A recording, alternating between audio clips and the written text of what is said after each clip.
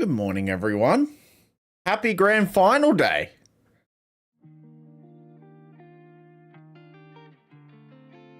I'm not really representing any colors today. I mean, I got blue on. You guys might think I'm repping Panthers, but no, it's not the case. How are we all doing? We've got a fair bit to get through. My plan, I'm aiming for this stream to be about 2 hours. But I wouldn't be surprised if it goes longer. But we're not playing Rugby League Live 4, so no raging today. And I bet someone will be in here at some point trying to remind me of last year's grand final, which please don't talk about that. We probably will talk about it at some point. But the heartbreak is still there, and yeah. So, let me quickly say good morning to people. Good morning. There was someone else that was before Tiger Walker, I think. Tiger Walker, good morning. Ali Collins, good morning. I think Rusted is also in there. Good morning. Kaylee's in Twitch, so good morning to Kaylee. How are we all doing? Who's excited for tonight? I'm actually going to a tavern tonight to watch it, so that'll be really good. Not drinking, because I don't drink.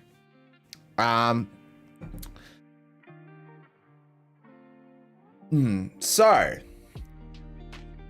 today's schedule is going to work something like this. So I'm looking at it right now.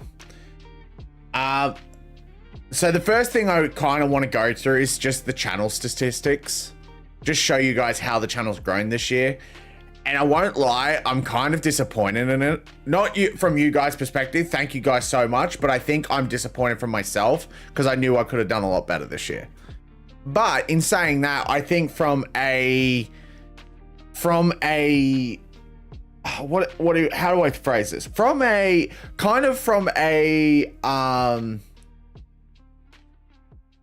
growth perspective, like from a skill base perspective, I think I've gotten a lot better. But also from a shut up, Kaylee. From a growth from a skill based perspective, I think it's being I'm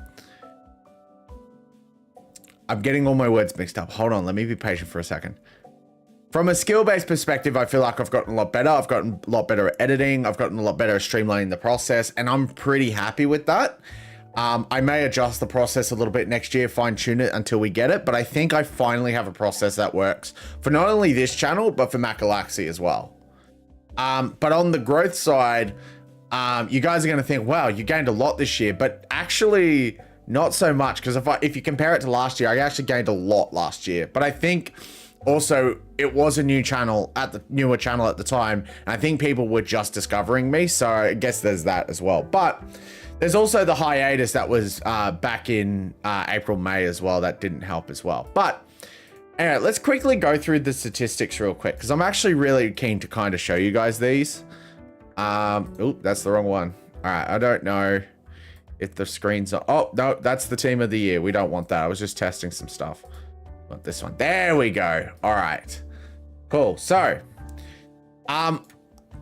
if I take this back to probably January, that's probably a bit more of a fairer comparison.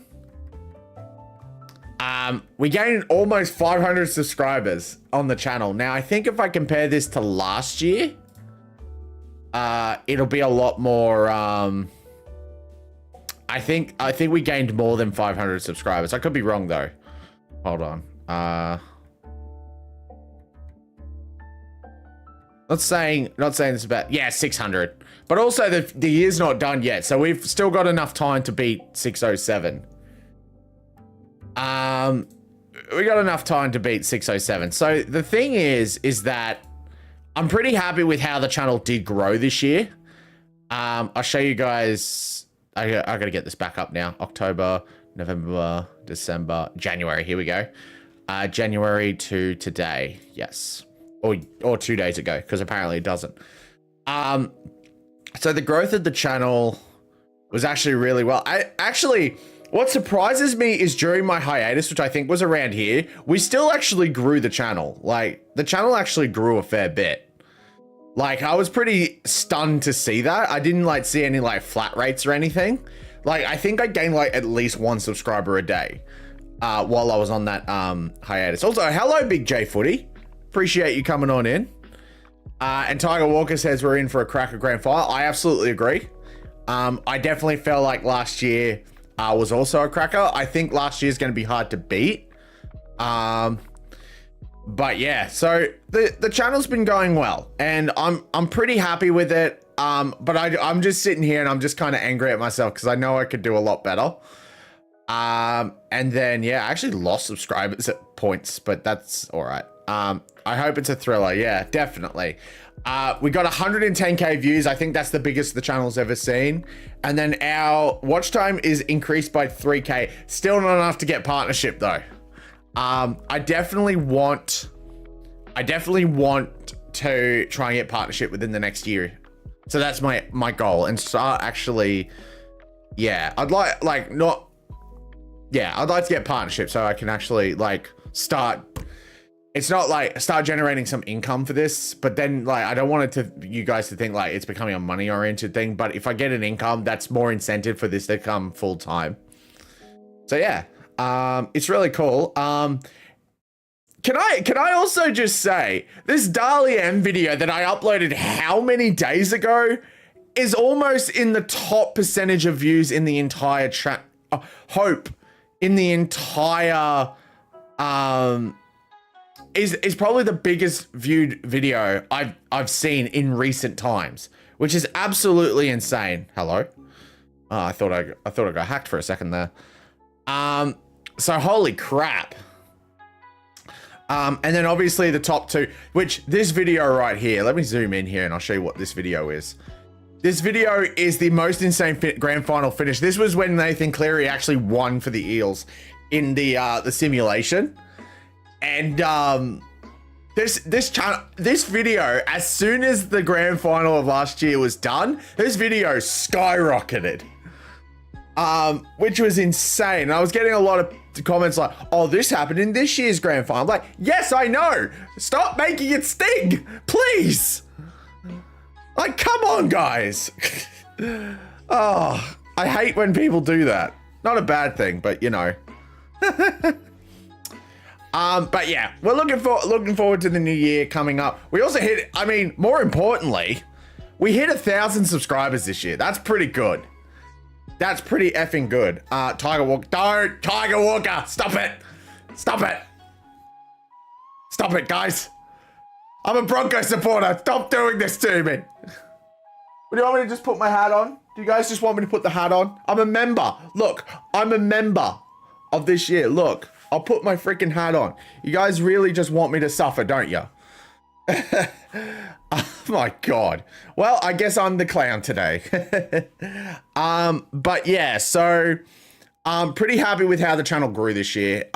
Even though I'm sitting here kind of just stinging myself and just like, well, I know I could have done a lot better. But I think people are always saying like, don't be hard on yourself and stuff like that. But can't help it. Is that backwards? No, it's not. Okay. We have 3 grand finals on today. Yeah, I know.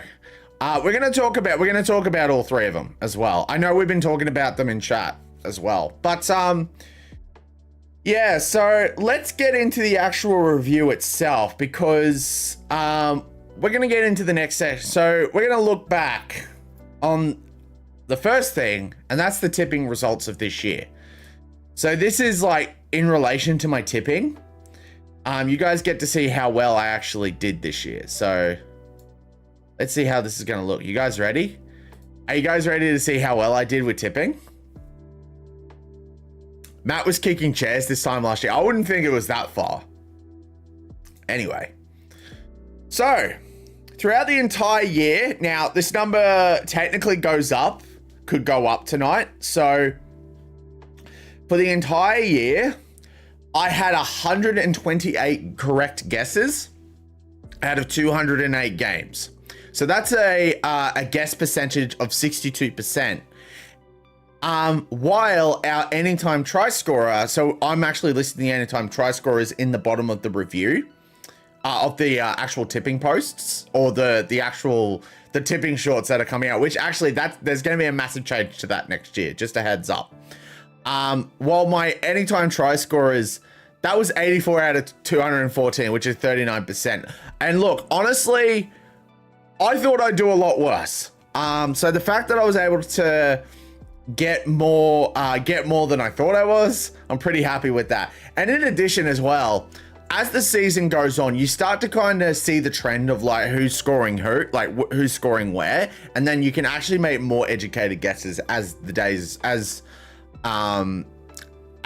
games go on. So I think within the later, like in the later part of the year, my anytime try scorers, they were going up, which is kind of okay, which I was pretty cool with. That's not the one I wanted to go full screen. Sorry, I wanted to go full screen on that one.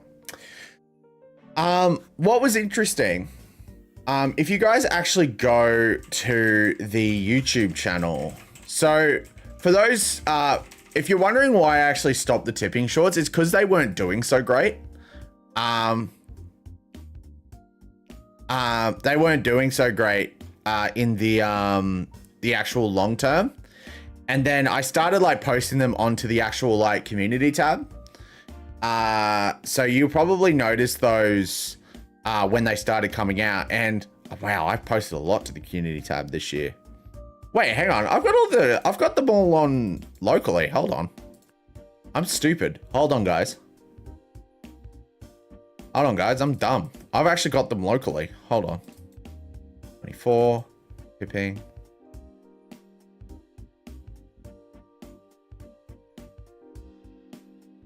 Oh. I don't need that one.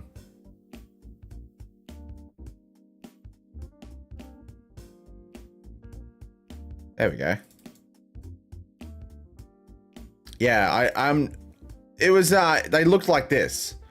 For those who don't know, they look like that. Oh, that's transparent. They look like that for those who don't know. And then like, we've got all of them here. That's when I was so right on that, by the way. I knew it was going to go to a decider. What tab do I tip on? I tip on the official NRL tab. The official NRL tipping tab. Which I'm not able to give a prize for that this year because the person who actually won is now no longer in our community. Unless they put their hand up, then I'm happy to pay the prize out. But we did shut down the super coaching like 3 rounds in because no one was doing it. But yeah, as you can see, like there wasn't like much. As you can see, this is what I was doing every round, and I'm probably going to be doing this again next year, but not like there's going to be a change with how I do the tipping. They're probably going to turn into videos, because the aim will be to do them on. I didn't do around 15 because I was sick that week. Round 14, round 16, round 15. I think that was the rematch. No, was that the rematch or was it round 18? I'm not entirely sure. Hey, bunny guys, how you doing? But yeah, I thought this format was a lot better and I think people just enjoyed it. So I was actually kind of happy with how it turned out. I wanted, oh man. There were some silly tips. There were some good tips.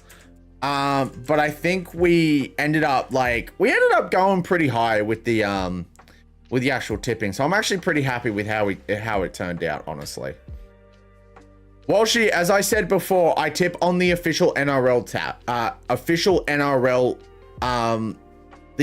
NRL tipping app. Good, that's good, man. And then State of Origin too. Like no one saw them win. No one saw the Blues winning that game. No way. Unless if people thought that Blues were gonna win that game, they were crazy. But then they actually won, so they weren't so crazy after all.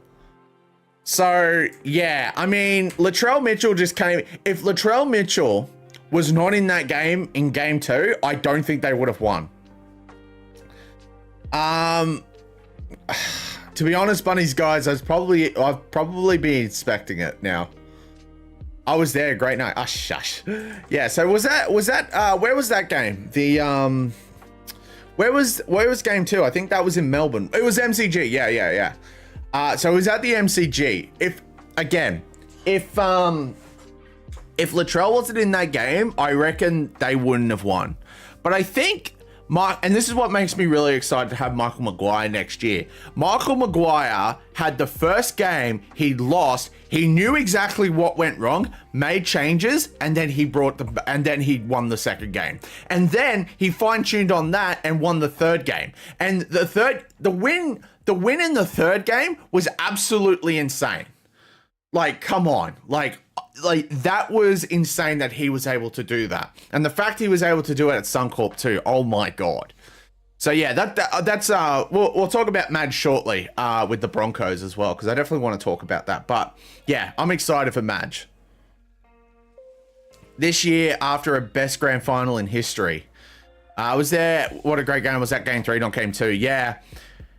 I was at a tavern. I was at a bar when game 3 happened. We were eating dinner, and which we're kind of doing tonight with the same people and stuff. But game 3, I was sitting in my chair. I'm like, this has never happened before. It's not been this close. This is going to be a very slow.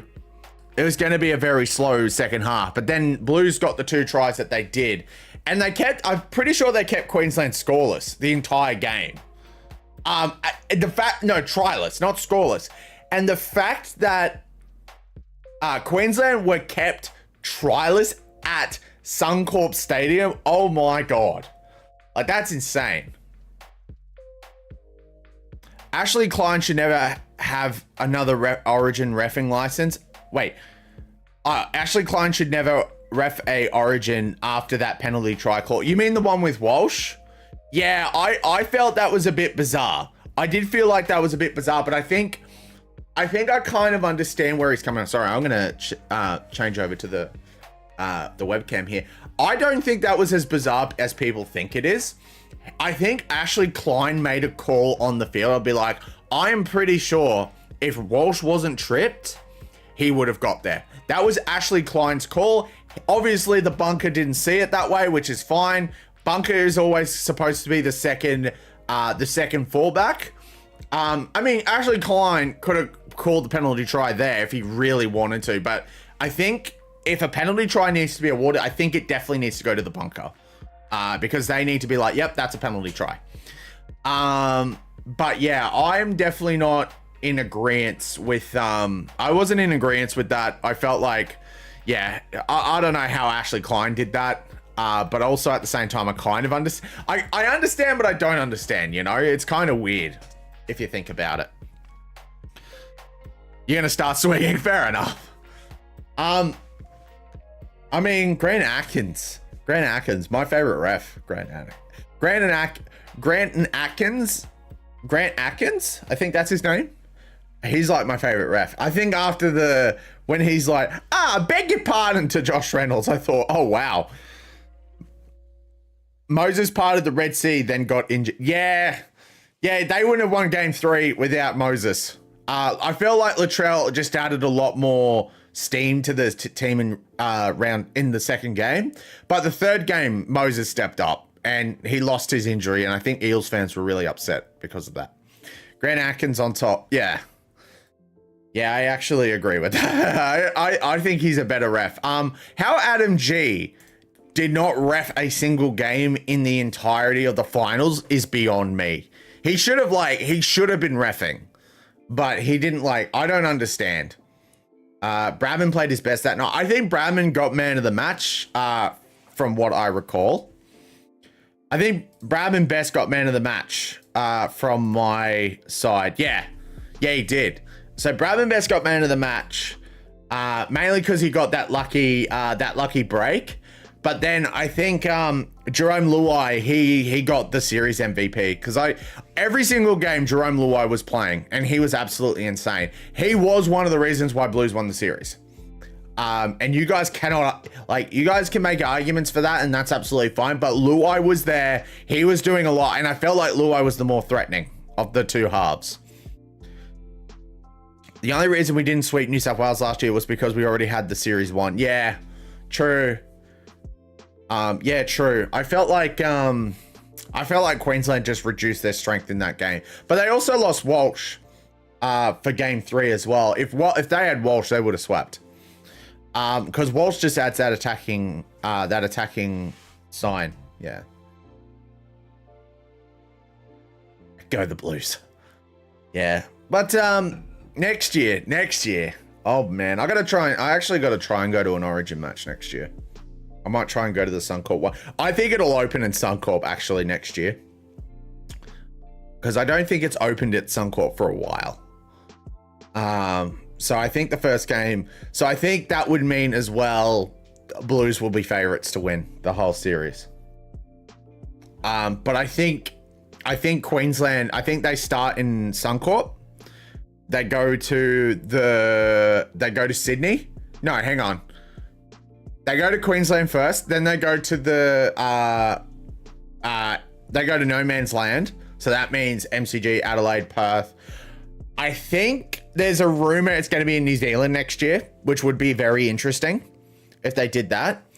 And then they'll go to Sydney game 3. So Sydney game 3 will be in Sydney, I reckon. So that means Suncorp's either going to be game 2 or game 1.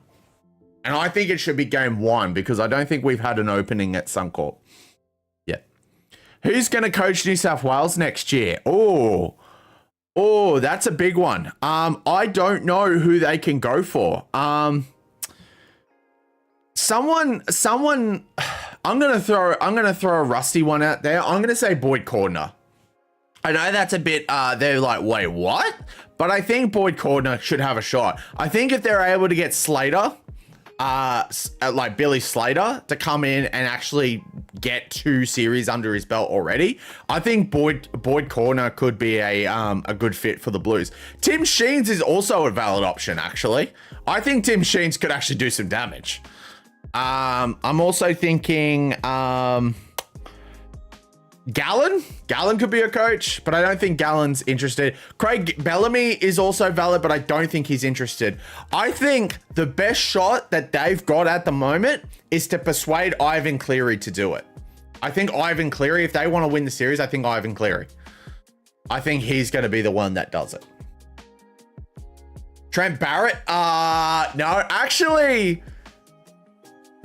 I think if they give Trent Barrett a shot, if he wins the series, that would be insane. Hang on, guys. I'm getting a bit of a headache with the hat now. I don't think I rarely wear this hat. And it's like, yeah. It's like really tight. It's actually, Gallen's going to tell him to punch him. Yeah, you're probably right. Probably right. But yeah, anyway, let's move on from Origin. That's actually really good. We're kind of looking back on Origin anyway. Is there any games you guys want to, oh, actually, there is one game I want to mention. Hold on, I got to find it. I know this, I reckon this is the upset of the year. And I know this because I did a short on it. Tell me, do you guys agree? Should this be upset of the year? That should be upset of the year. Tigers Sharks round 3. I also think that's an upset, but this is bigger. This is a lot bigger. The fact that the Dragons went to bloody Penrith and beat Penrith. No? Actually, you know what? Another contender would be Manly versus Tigers at Leichhardt. That's another one. That's another one that's probably valid, but it's going to be between this and the other one. Tigers v Sharks, I disagree with. Not really, because both teams were playing their reserve grade side. I don't think so. Dane Laurie, Jack Cole. They did it without Ben Hunt. That's a big thing. They did do it without Ben Hunt. That's a big thing. Leichhardt has some air to it. Okay. I think between both Panthers v Dragons and Manly versus Tigers, Tigers v Manly at Leichhardt, I think that's going to be the contenders for the upset of the year. I think actually no, I still think it's this one, because Penrith, don't forget, have like their system is supposed to be like the best in the entire league. So the fact that Dragons came to Penrith and still beat them without Ben Hunt, which Ben Hunt is almost a key player within the team, that should be upset of the year. Dragons v Storm. Oh, there's that one too. Actually, no, you know what? I take it back. It's that one. Dragons v Storm in Melbourne. That's upset of the year. And I think it was very close as well. I think Storm were leading at halftime, weren't they? The most heartbreaking moment was when Molly went over, but Murray threw a forward pass. That was against the Tigers. Oh my God. Oh, now Bunnies, guys, I get to troll you now because you lost to the Tigers. I knew, by the way, didn't I tip Tigers to win that? I think Tigers, like, I knew Tigers were going to beat South at one point this year. I don't know why. Okay, mate. Up the Tiger Bunny guy. But yeah, actually, so anyway, I think we need to get back into the review here because I think we need to look at a couple things. So I'd like to know your guys' opinion on the following, like the following two things here that I'm about to show.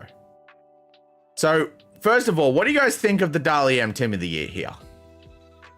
So for those who can't see on stream, at fullback, James Tedesco, wingers are Brian Totter and Zach Lomax, centers are Crichton and Herbie Farmer, which is back-to-back, by the way. It's the same centers of the year.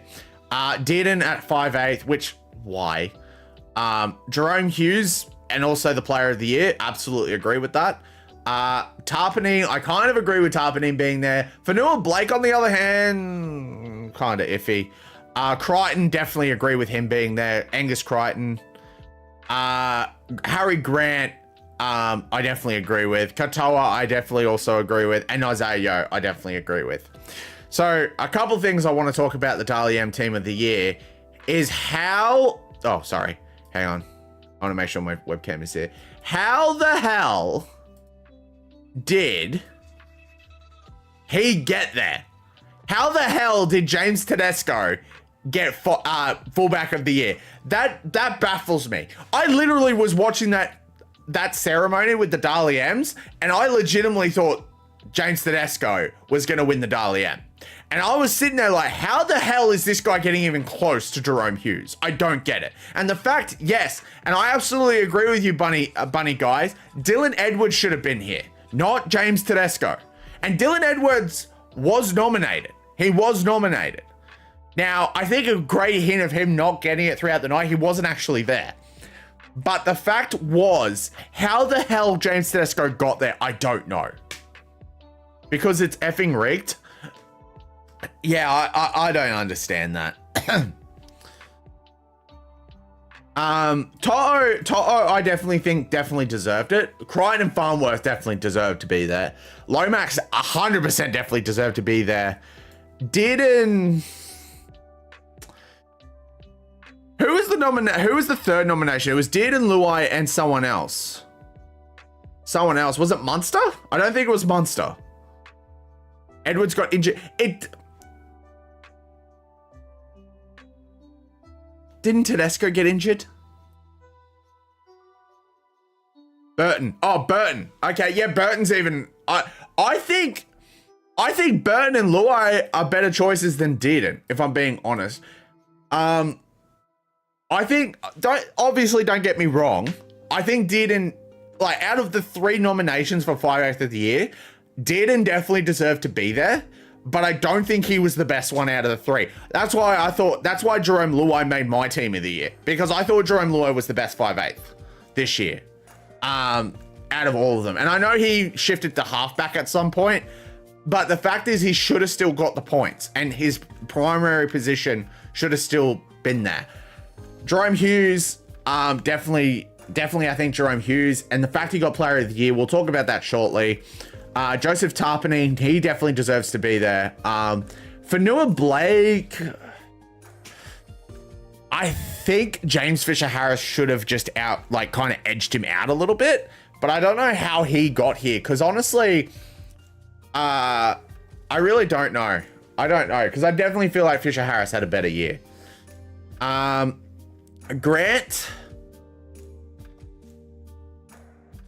No, I agree with Grant being here. Harry Grant. I definitely agree. I think the other two, I think Reece Robson and Blake Brayley, I think Grant just outranks them much better. So yeah, I definitely agree with that. Angus Crichton, he had a comeback of the year. Oh my God.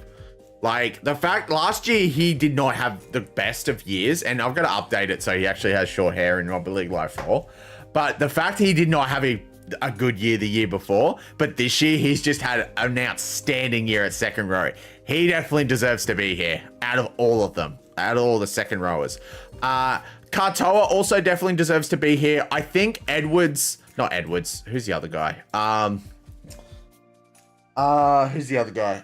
Martin. I think Martin could have been here as well. I think he was like, I think Liam Martin could have also been here as well, but I think he was suspended one game as well. And Isaiah Yeo. Yeah, that was to be expected. I think Ruben Cotter could have taken it, but I think Isaiah Yeo, I think he's been a hard worker this year. So he's definitely I definitely agree with it. So I agree with all of these except Teddy. I don't think he should have been there. Also, by the way, for those who are saying like, oh, but Dylan Edwards was injured. Bloody Kalen Ponga was injured most of last year and he still won Player of the Year. Like, why? I don't understand. So I don't agree with Teddy. I agree with Tyler and Lomax. I agree with Critter and Farmworth. I don't agree with Dearden. I'm not dismissing Dearden because I think Dearden's a great player, but I think Luai or Burton could have been here, and I think I would have been happy. Hughes, I definitely agree with, but I think out of the three that were nominated, it was no contest. Tarpanine, yeah, I agree with him being there. Fanua Blake, debatable. I think Fisher Harris should have been there. Grant, I definitely agree with. Crichton, I definitely agree with. Katoa, I think it should have been Martin, but I think Katoa is also like, I'm okay with that.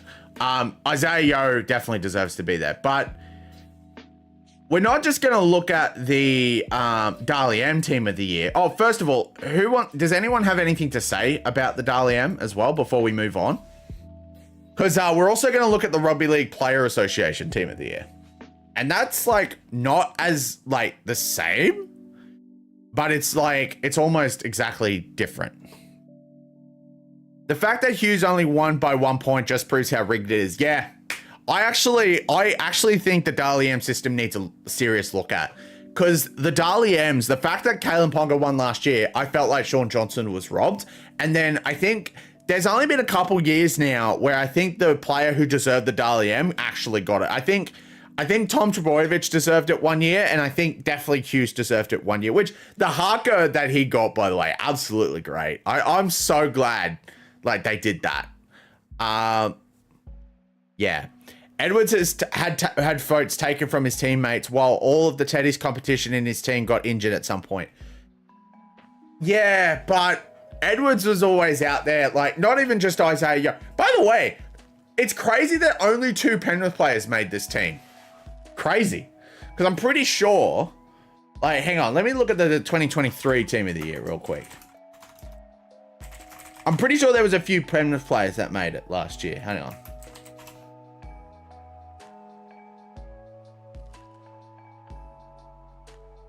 No, only 2 made it. Only 2. Only 2 made it in 2023. So that was Crichton. He went back to back. The fact that Toto's there, that's really cool. And Liam Martin also made it as well. That's insane. Actually, this team is dominated by Broncos players. Four Broncos players and three Warriors players too. And Webster. Roosters and Panthers are going to fall out of the top 4 next year. Roosters, yes, I definitely agree with the Roosters being like falling out of the top 4, but I don't think Penrith will. No, I think they'll still be in the 4, but I definitely don't think they'll be one or 2. But they'll still be up there. They'll find a replacement for Luai. Don't you bet on it. And the wingers and centers, well, yeah, they'll be fine. They'll be fine. And I got Papali from Tigers coming next year. That's definitely a good signing for him. And then I think they've got someone else coming to Penrith next year as well. So that's exciting. Anyway, the fact that no, I already saw that. Lomax is going to be a threat in the Ills. Definitely agree with that. Because it's effing rigged. Yeah.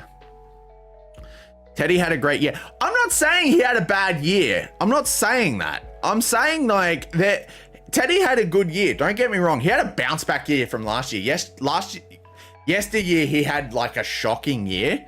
And I think he just wanted to bounce back this year. And he absolutely did. However, the other two, who was the other fullback that got nominated? I think it was Tedesco, Edwards, and then someone else, wasn't it? Does anyone remember who got nominated for the third fullback?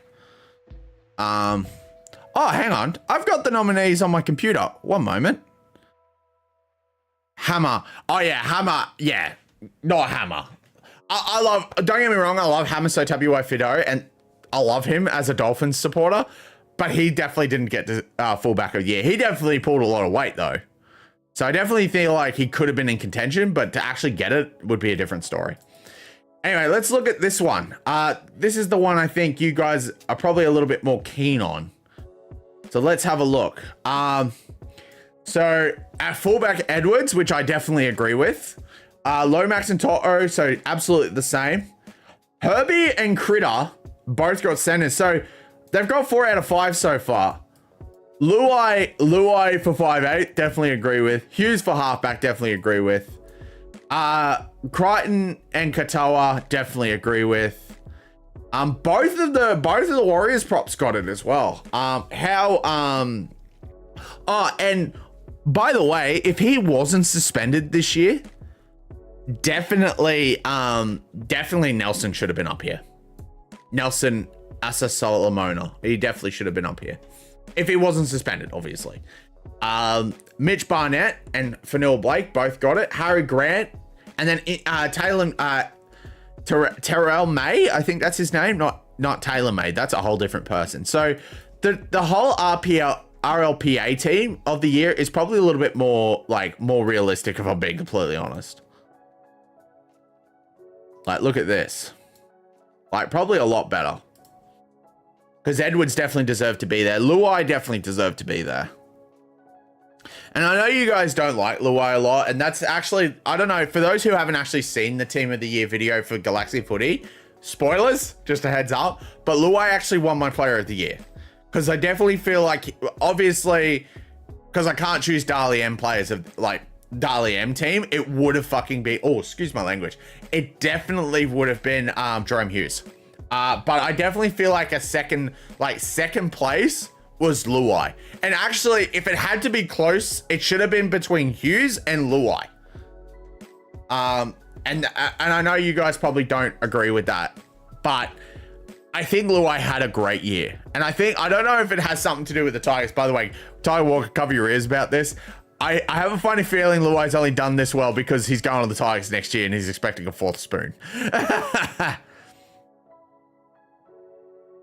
I reckon actually, though, I do think Luai can actually bring a lot to that club.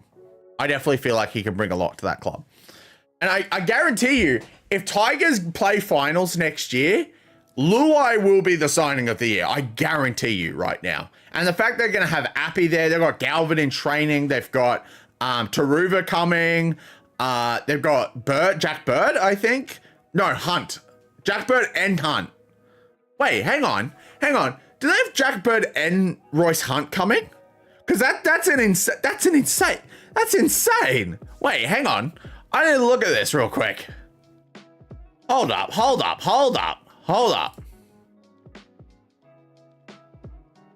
Yes? Tigers. 25, Jerome Luai. Jack Bird. Oh my God. That's insane. That's an insane lineup. Oh my God. Tigers have to play finals next year. Okay. Tigers actually have to play finals next year. If they don't, something is seriously wrong with that club. The fact that I don't really care if they get it into like the bottom of the top 4 or the top 4. How you sign these many good players and not make final is gonna be beyond me. Like Tiger Walker is saying in the chat right now, Luai, Tariva, Bird, and Hunt coming next year, and Skelton as well. I know Skelton's Skelton. I think that's his name. Jarrell Skelton from the Bulldogs, like he's a center. That is an insane lineup. How you are not going to be making finals with that lineup, I don't understand. Now, I'm not saying that's going to be on Benji, and I'm definitely not going to say it's on board because they're just rebuilding. But if they don't make it, the NRL need to look at the West Tigers and be like, okay, something's seriously wrong here. And even if they don't make finals, if they're close to making finals, like, yeah, if they get another wooden spoon next year, something is seriously wrong with the club. Like, I'm just going to be downright honest with you right now, because like how you got all these signings and don't make the finals is just beyond me. Yeah, sorry, a little rant there. Even though I live in Queensland, I'm going to find a way to go to the Tigers finals game. Yeah, absolutely. I think if I'm also going to say this as well, if the Tigers make the finals, they will be the hype team. Like this year it was the Bulldogs, and the previous year it was the Warriors, and the year before it was the Cowboys. If Tigers in 2025 make the finals, they will be the hype team. Absolutely. I think they'll play their finals game. So I think if they play finals, if Tigers play finals, they'll play their first finals game at, if it's a home final, it'll be at, I think, CommBank. And then their second, and then anything else, if they've got a home final after that, I think it's either Allianz or Accor. But Tigers have to make the finals next year. If they don't, that'll be disappointing. I'll make that a short too. I will make that a short as well. And you can hold my word to that. I will put, in my ladder prediction, I will put Tigers in the top 8. Because if they don't make finals, then like, I'm okay to, like, I will take a big L if they don't make finals next year. I will absolutely say that. And I'm talking from a former Tiger supporter. Like, they have to make finals next year. And if Broncos or Dolphins don't make it next year and the Tigers do, I will back the Tigers. I will. I will be honest with you right now, because that's the only Sydney team that I don't mind are in the finals. Like, I don't like any of the Sydney teams. And obviously, like, that's nothing personal. I just don't like New South Wales when it comes to Origin. But, like, Sydney are just dominant with rugby league, and I just want to see either a Queensland or a Melbourne team win. But if the Tigers are in there, I will back the Tigers to get it done.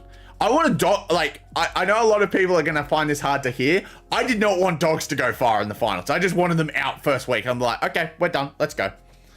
If we have a home final, I'd want to play it at Leichhardt. That's not going to happen. Leichhardt, I think they've got Leichhardt games next year.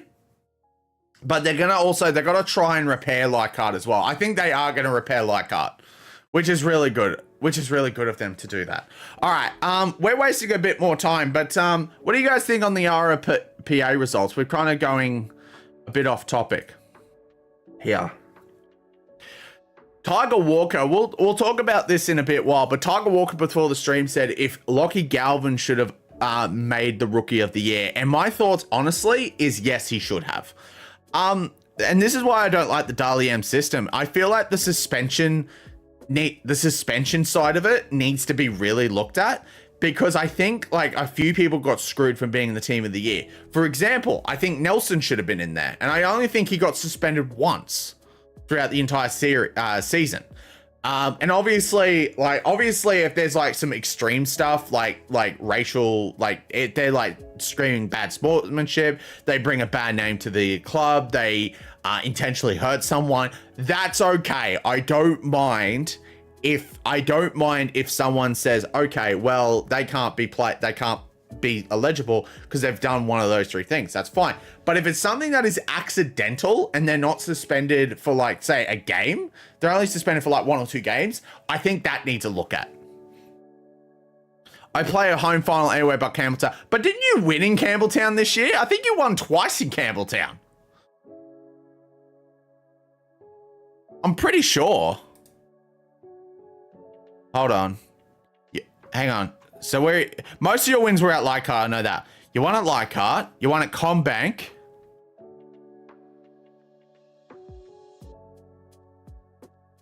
Leichhardt, Campbelltown.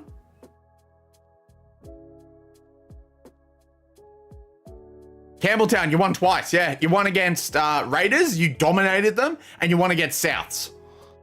We still suck there. Yeah, Leichhardt, Oval, Sydney. You also won at Leichhardt. So you won 2, I think you won 3 at Leichhardt. You beat Sharks. You beat Sharks, Titans. You beat Sharks, Titans, and Manly. You won 2 at the Campbelltown, so that's 5, and then you won at 1 at Combank. So most of the games you won were at home. The one away game you won was not even an away game. It was Combank, man. Combank. When we lose big. Look, guys. With that final game with the Spoon Bowl, think of it this way. The Tigers are used to just getting wooden spoons, so they don't know how to like take it up a notch. But the Eels just did not want a wooden spoon. So that's why they played as hard as they can. And also it was Campbell Gillard's final game, and they knew that in that shed. So that's why Gutherson was pushing him out. And oh my God, with RCG too, they loved him at the Eels. It's sad to see him go. I'm glad he's going to the Titans. Don't get me wrong. That's a signing the Titans needed. And actually, I think that's going to be signing of the year next year. If Luai doesn't pick up, it's going to be RCG. But yeah. Anyway, I'm just going to take a 2-minute breathe break because I've been talking like crazy.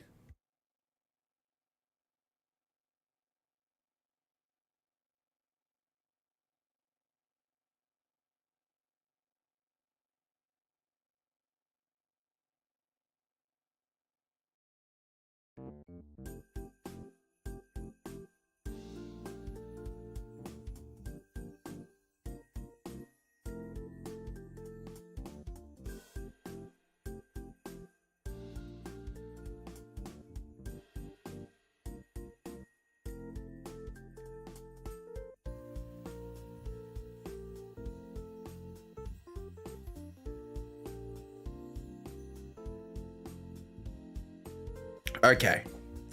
All right. So now, actually, one thing I'm going to do after this part.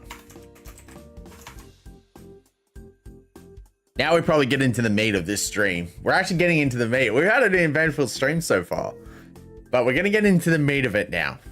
We're actually going to go through each club and see how they did this year. All of them. Hey, Elo. How you doing? Has bigger capacity than Leichhardt, but it always seems like we get more empty seats at Campbelltown. Yeah. All right. I'm going to pull up my Notion here because I've got notes on like every single team that I want to talk about and some other stuff. So let's start off with the Broncos here. I want to see 2024 season. I want to scroll down to here. So they scored 537 points and they conceded 607. So that's not good. Completion rate is 76%. Tackle efficiency is 87.2%. Average points scored a game, 22. Average points conceded, 25. Average player of the ball speed, 3.9 seconds. Captain Adam Reynolds. This is where the coach usually is, but obviously Kevin Walters has been sacked. And we're going to talk about that actually, because that is one of the discussion points I have for this. Top performers of 2024, shout outs to Patrick Carrigan. He's always a hard worker at the club. Reece Walsh, 92 points. So I think he was actually the top try scorer for, no, he wasn't. Sorry. No, he's not. It was Dean Mariner. Dean Mariner was the top try scorer with 17 tries and then 83 goals. Oh. Hang on, I need to go back. Hold on. Back down. Here we go. Dean Mariner, 17 tries. The leader was Cam Pereira on 24. And then goals, Adam Reynolds with Nick Meaney at 105. So, Broncos. My notes for Broncos here, I've got... they couldn't cope with the losses of Flegler, Herbie, and Catewell. That's definitely a big thing there. I think their biggest loss, honestly, was Herbie. The fact that Herbie didn't even have a good year at the Dolphins, but Herbie last year put a big impact on the Broncos, and losing him was a bit of a big was a bit of a big deal. So I think Herbie was definitely the biggest loss the Broncos had. Don't get me wrong, Flegler and Catewell were definitely a big loss as well, but I think Herbie was the biggest. This one hurts to say. Worst collapse after a grand final. Souths, when Penrith beat Souths in 2021, Souths actually went on to go to a prelim the next year, and then they didn't make the 8 for 2 years in a row. That's kind of disappointing. They ended up losing JD over it this year, and they're bringing back Wayne Bennett. So hopefully, I think I've got Souths to like go into the 8 next year, but I don't think it's gonna. I think it's gonna be a slow rebuild there. Parramatta went to a grand final. I felt like their collapse was already starting when they went into that grand final, because like that game against the Cowboys before the grand final with Penrith, you just knew. I honestly thought that if Cowboys were in the grand final with the Penrith Panthers, I still think Penrith would have won that game, but I think Cowboys would have gave them a run. I think they would have shown up. Broncos, on the other hand, they went in also, don't get me wrong, every single year that's happened, South lost Adam Reynolds after 2021, and they also lost Wayne Bennett. They lost their coach. They were going to expect to kind of slip down a little bit, which they kind of did, but they made a prelim, which was kind of insane. Because I think Latrell Mitchell definitely stepped up that year, and that's how far they got. Parramatta, when they lost the grand final, they lost Reid Marnie. They lost Papali. They lost a fair few players. The fact they lost Marnie too, when you lose a member of your spine, that's a big deal. If you've got someone to replace, that's good, but I don't think the Eels really recovered from that. That's why Brad Arthur just... And also, the next year, Eels didn't win until their rematch with Penrith, which was kind of funny, if you think about it. But yeah, Parramatta collapsed that very next year. They went from, I think, top 4 to bottom of the 8, which was just, wow. But the bottom side of the top 8, like, no, not even in the top 8. They didn't even make the 8, so there you go. And then this year, they did even worse. They were competing for a wooden spoon, which... At the time, actually, we'll get to Parramatta shortly. But yeah, Broncos. This is the worst collapse I've ever seen. Parramatta were 9th last year. Broncos, I think, if I recall correctly, they came like much worse than that. They were much worse. I think they were like 11th or 12th. They were 12th. Like, that's even worse. And they didn't even lose, like, they lost centers. They lost a center, they lost a forward, and they lost a second row. That shouldn't be a big loss. Their spine was still intact. Reece Walsh was still there. Adam Reynolds was still there. They were unlucky, the Broncos, don't get me wrong. But the fact that they struggled as much as they did was terrifying to see.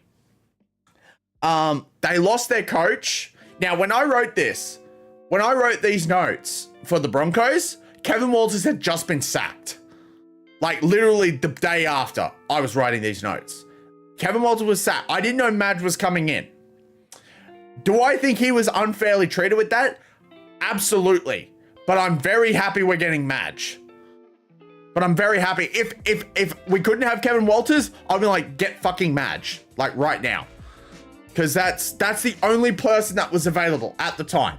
I mean, if the only other person I probably would have wanted was Billy Slater, but like, Billy's not going to coach an NRL gig. He's waiting for Craig Bellamy to finish at the Storm. Like, and then he's probably going to take over from the Storm, or Cameron Smith. I know Cameron Smith is wanting to coach as well, or even Cameron Smith. Cameron Smith would have been good as well. But I almost gave Broncos my bleakest future award. But the fact that Madge has come in, I think he's gonna. Yeah, sorry. But yeah, I definitely think he was hard done, Walters. I think he should have been given another year, but also I kind of understand where the Broncos are coming from with sacking Walters. From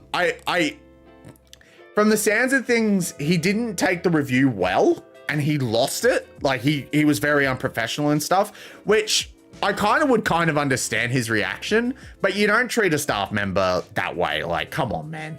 And I think the whole Madge agreement was happening behind closed doors. So I think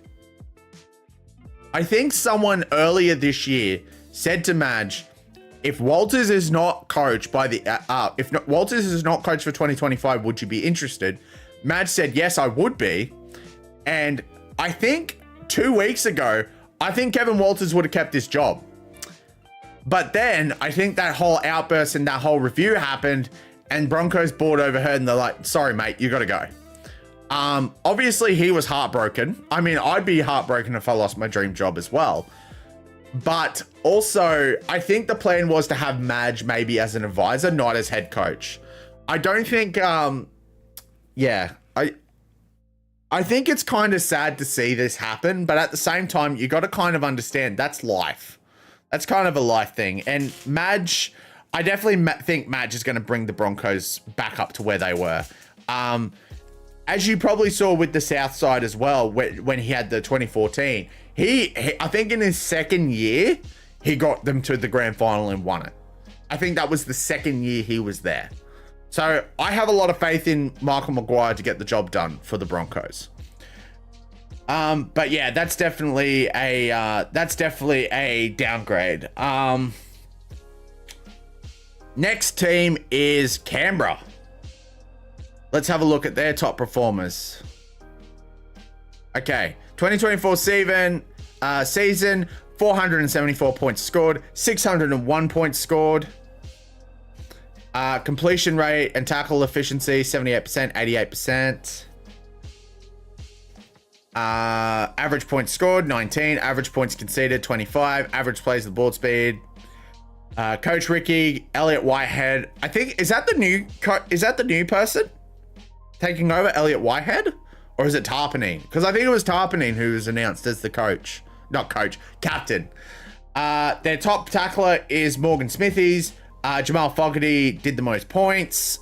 Tries, 15 to Xavier Savage. Jamal Fogarty, 44. Competition leader, Nick Meaney. All right, so my notes for the Raiders here, I've got surprised that they got close to the finals as they did tip them to be bottom 3. I did tip them to be bottom 3. And actually, after we look at all the clubs, we're going to look at my ladder prediction from earlier this year. So that's one of the final things we're going to do. They are losing some key players next year, which could hurt them, but it seems like Ricky seems to know how to recover from that. So look forward to seeing how they go. I'm kind of hopeful for the Raiders, honestly. I think the Raiders could bounce back.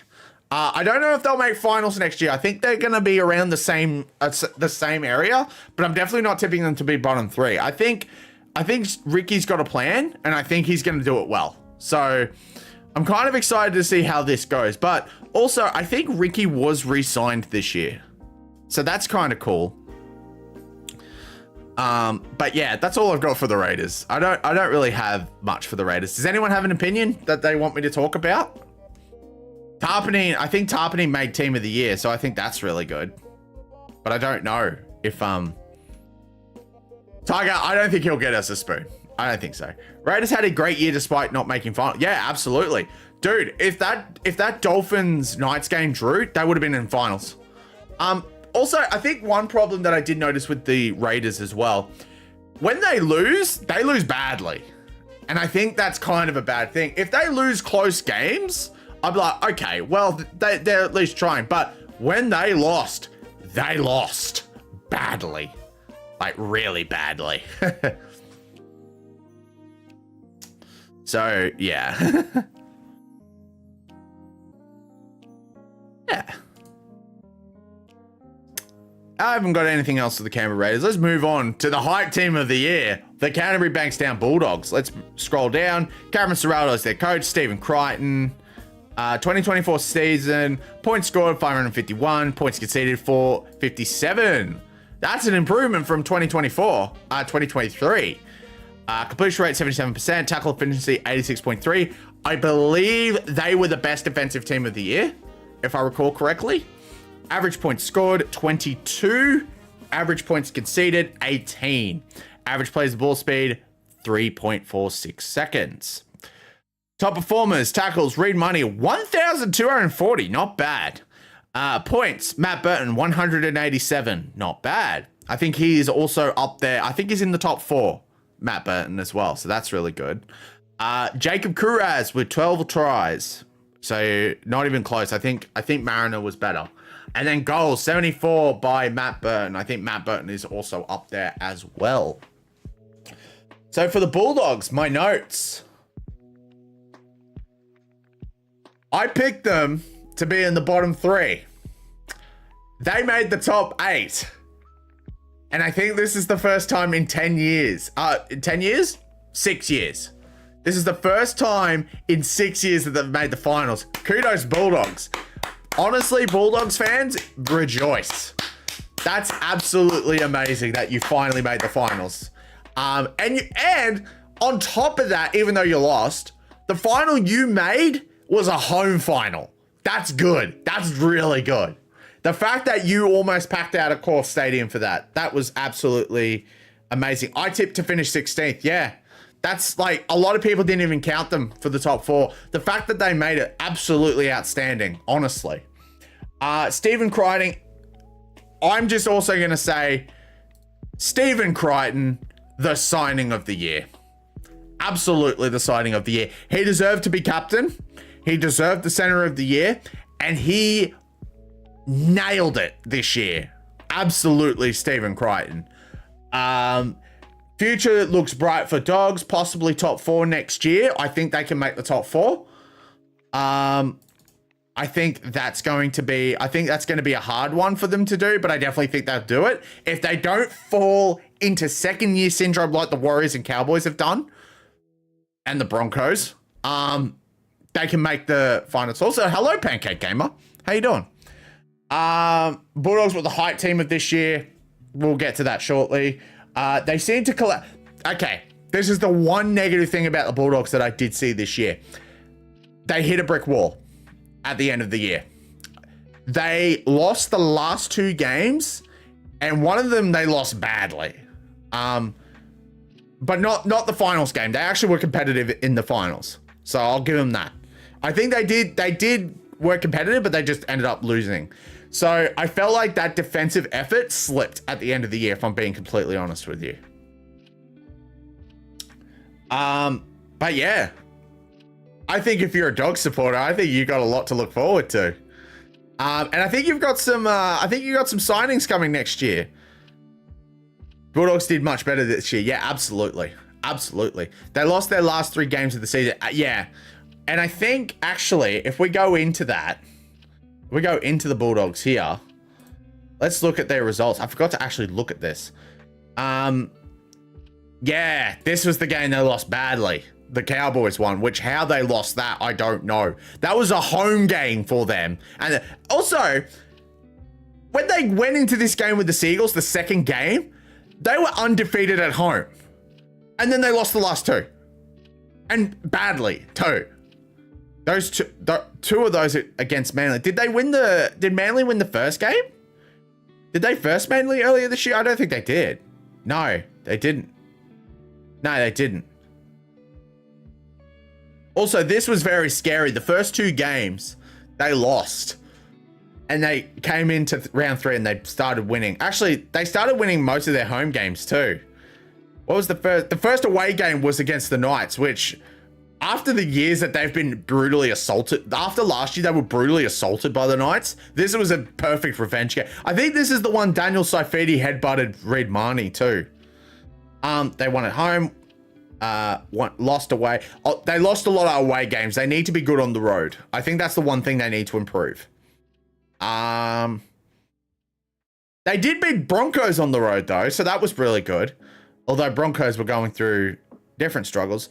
New Zealand, winning in New Zealand's pretty good as well. But then the last 2 games, what happened there? And then they won against the Seagulls. They lost against the Seagulls, but the game was a lot closer. So I'll give them that. Addo Carr sticking with the Dogs. I kind of saw that coming, if I'm being honest. I'm going to go back. But yeah, any other comments on the Bulldogs? Actually, I'll go back in here. I think you guys have a lot of positives. I was at the Bronx Dogs game. I wanted to go to that. I'm kind of glad I didn't. I only went to 2 games this year. The only 2 games I went to was Knights v Dolphins at Suncorp for Anzac round, and then Broncos v Titans for Indigenous round. I think I wanted to see like the more themey rounds. So next year, I think I'm going to try and go to a woman in league round. I think that might be a little bit fun, and maybe a multicultural round as well. Could be something. Same. I wish I didn't go. Yeah, I get that. All right, let's move on from the Bulldogs. We're covering all teams here. All right. Next one, I have Cowboys. All right, let's have a look. Coach Todd Payton, Captain Ruben Cotter, and Tom Dearden. Tom Dearden is also captain as well.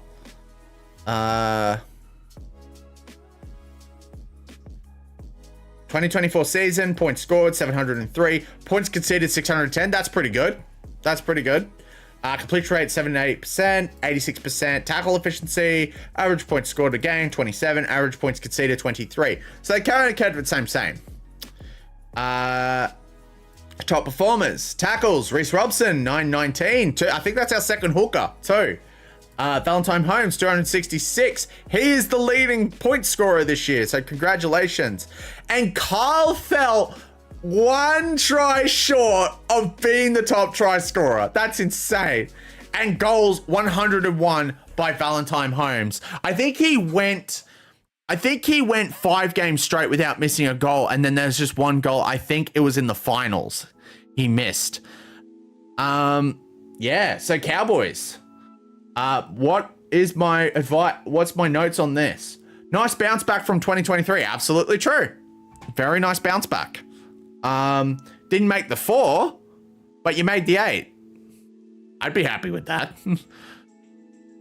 They were inconsistent. Yes, absolutely. I agree. Losing a lot of players this year, though, that's a big bad thing. But in saying that, could be a rebuild coming, so that's not too bad. So they're looking to the future. I think they're looking to the future a little bit more. And I actually put in my notes, this is something Broncos could do. They're looking more to the future because I think like towards the end of the year, Chad Townsend was tapped on the shoulder to pull back. And I remember talking to Roblin Jaw Sports channel about this. He was glad that Chad Townsend was brought back because Jake Clifford brought in and he was perfect. I think that was with the Dogs game as well. He was just dominant that entire game. And I think he was the reason they won too. Their attack was great, but their defense was inconsistent. Yes, absolutely agree with that. And then actually, that's my third point. There was a bit of an inconsistency this year, but they learned from the previous year and were able to recover. Yeah, I think Wobbling Jaw is a great creator. Yeah, absolutely. He's great. I tune into his stream. Sometimes if I can't watch a game, I'll actually chuck his commentary on. He's really good. He's really good. I would love to jump on his channel. Obviously by invite, I would love to jump on his channel for a Queensland Derby. Like for a Cowboys Broncos game. I'd love to do it. That's if he would have me. I don't think he would. I tune into his stream no matter what. Yeah, he's really cool. I like him.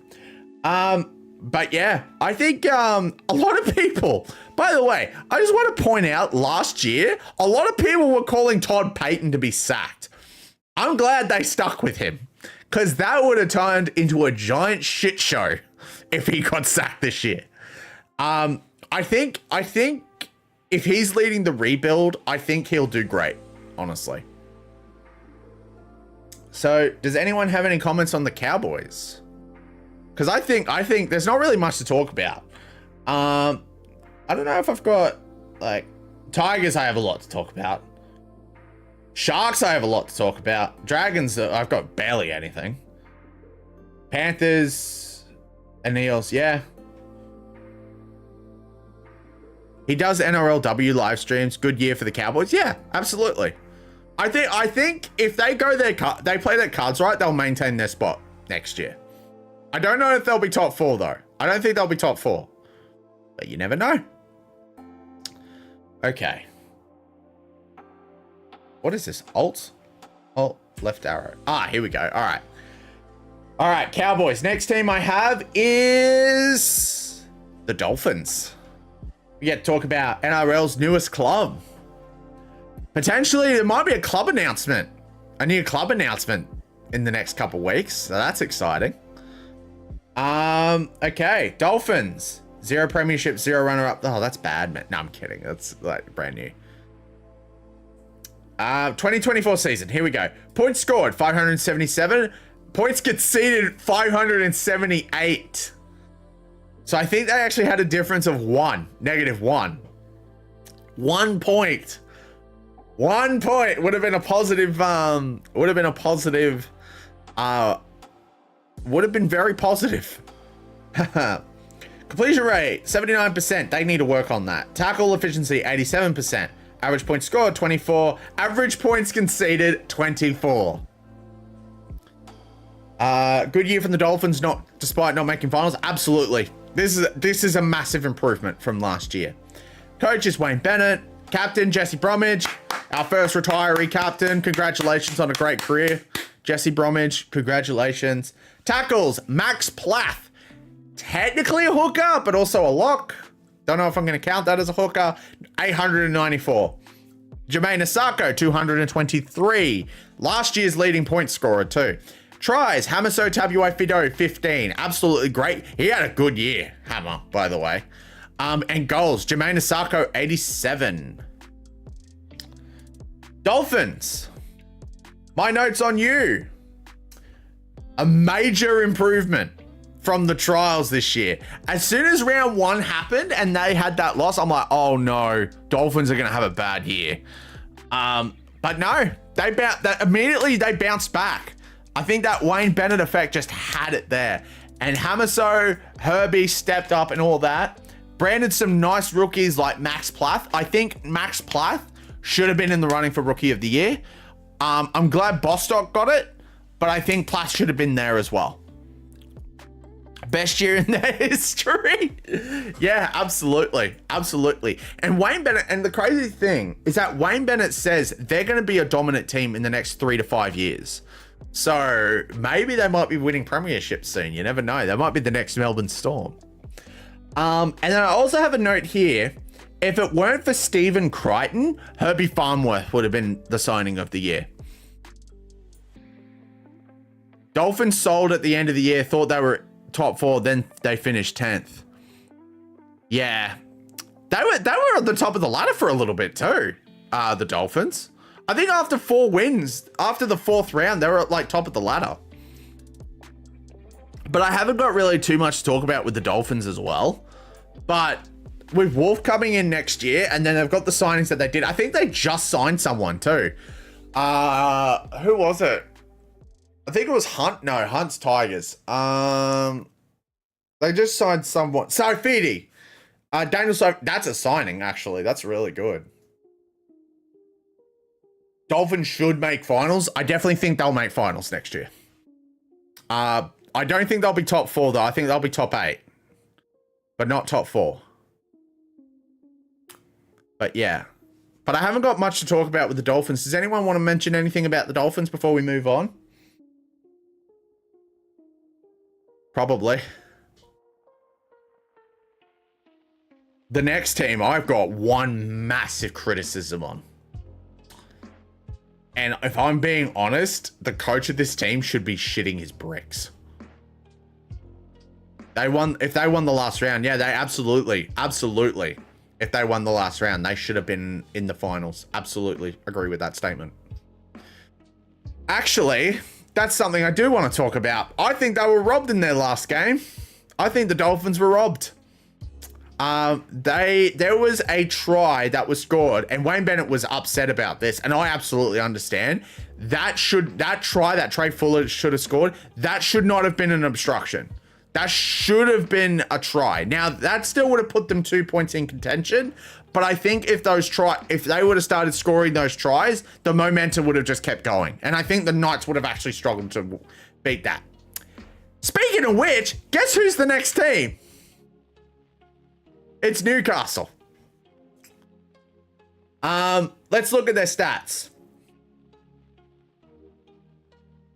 486 points scored, 538 points conceded, 80% completion rate, tackle efficiency is 88, average points scored a game, 19, average points conceded, 21.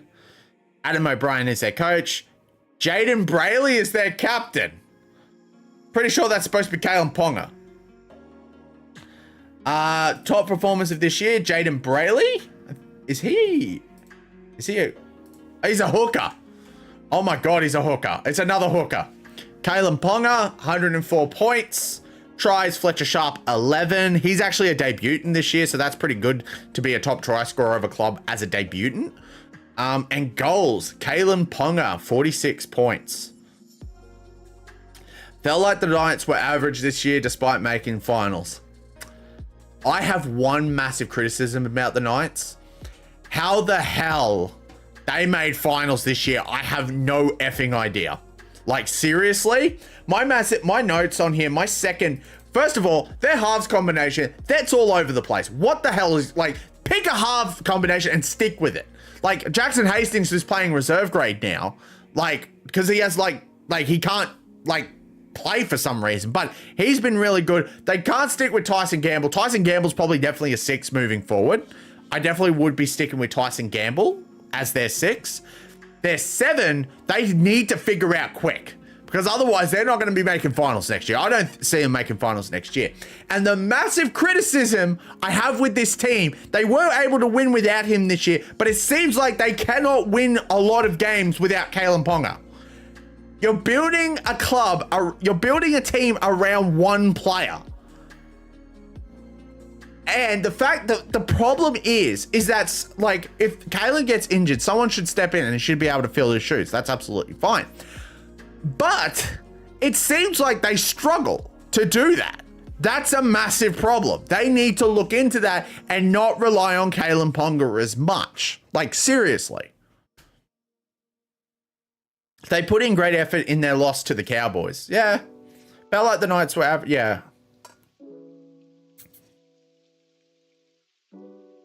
I don't get it, man. I don't get it.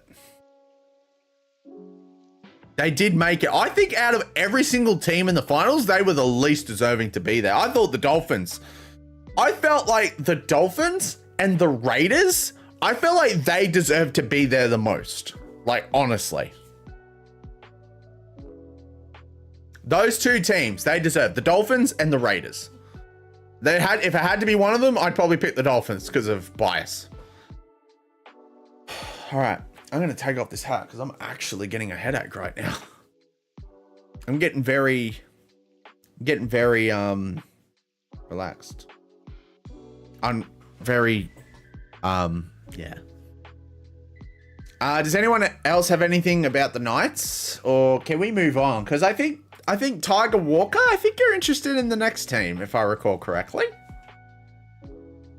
The Knights did this in 2021. They were average most of the year and made finals. And I don't think they actually went far in that finals too.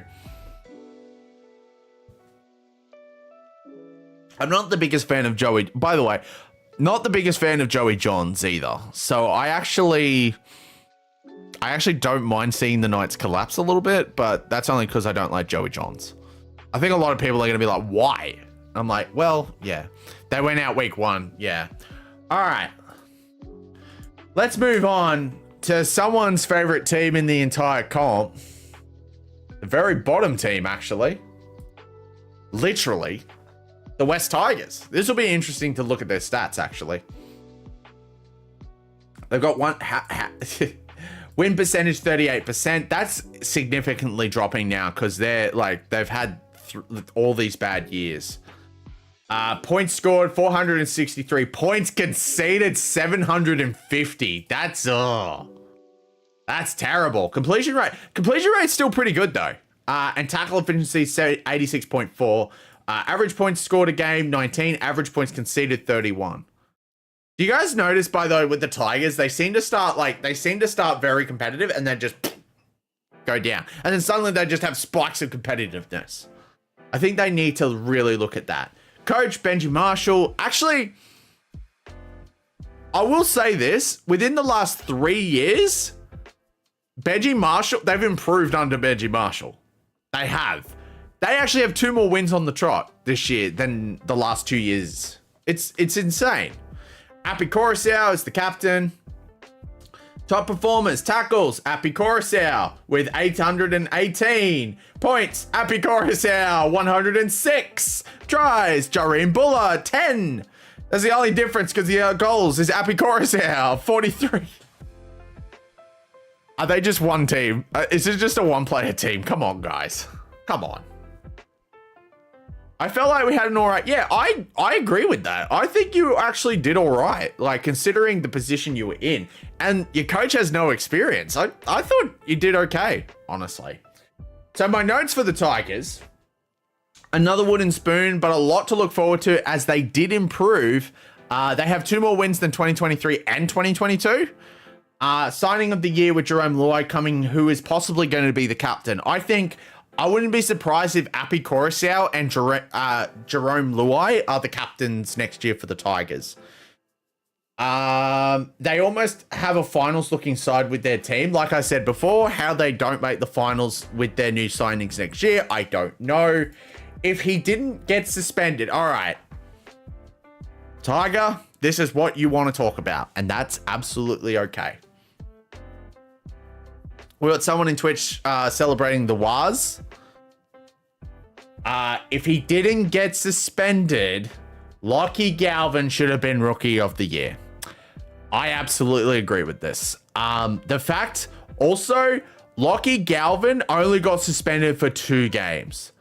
That is literally it. He was injured for a couple as well, but he still should have been Rookie of the Year. He should have still polled points for that. And I think between him and it would have come close between him and Bostock.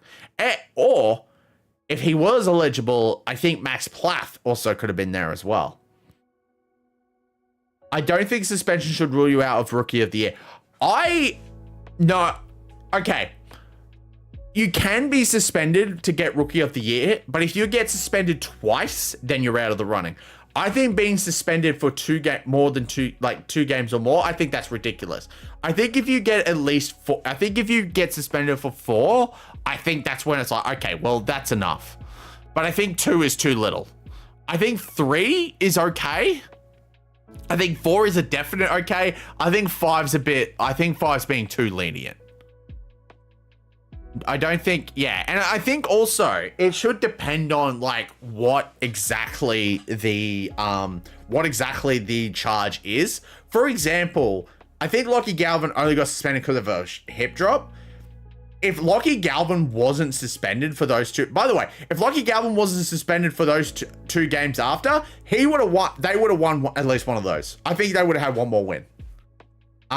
So yeah, I definitely feel like Lockie Galvin, and that's why I think the Dally M system needs to be looked at, in terms of the rookie side of things. There's something else I will mention of the Tigers as well, is you got to kind of give him a little bit more time, because they've just lost their board last year, which honestly Shane Richardson, I think his name is, he just came in and he's doing a lot better than what the previous board did. They're not going to be sponsored by Brighton Lawyers next year, which I think is a fantastic thing for the Tigers. Get away from that stench of what that board meant. That guy, he's one of the reasons why I stopped supporting them, because he's a dickhead, like, honestly. Although I gotta be careful because I don't want to get sued or anything. Yeah. Does anyone have anything on the Tigers? I think you've got a lot to look forward to next year with the Tigers, honestly. I think it's kind of exciting for them. All right. Unless you assault whoa, Tiger Walker, hold on, buddy. Unless you assault, yeah, Walker, that's a bit extreme. But I kind of get what you're coming from. Unless you assault someone, then call someone, yeah. I'm just gonna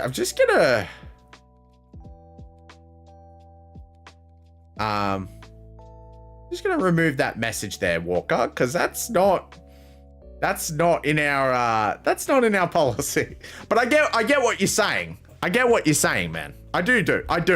Like, I feel like, yeah, we were in most games. Yeah, absolutely. I think your effort levels for the Tigers absolutely increased this year. I think that's something you really should, that is something you really should be very proud of as a Tigers fan. And by the way, it's all good. I kind of understand where you're coming from, but also, like, be careful because there are other kids, like, watching this. Okay, next team is back on Queensland, Titans. I don't think I have much to talk about here, but we'll look at their stats. 488 points scored, 656 points conceded. Completion rate is 81%. Tackle efficiency is 86.7. Average points scored, 20. Average points conceded, 27. Their coach, Des Hasler. Their captain is Tino Fa'asuamaleaui. He did not play majority of the games this year, which was very, very sad. But I think also their captain this year was Kieran Foran as well. Tackles, Sam Verrills. I'm going to assume he's a hooker. He is a hooker. Why is it the hookers they shouldn't be tackling? Points. Khan Pereira. 96 points. Try scorer, Khan Pereira, 24 points. He is the top try scorer of the year. And goals, Jaden Campbell, 34. So, yeah, Titans started awfully, then had a good middle of the year, and then ended pretty poorly too. Yeah, I absolutely agree with that. My notes for the Titans, slow to get going, but they got going. Beat Broncos twice.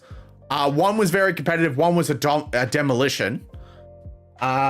Losing Tino was a big loss. Losing Tino here, big loss for the Titans.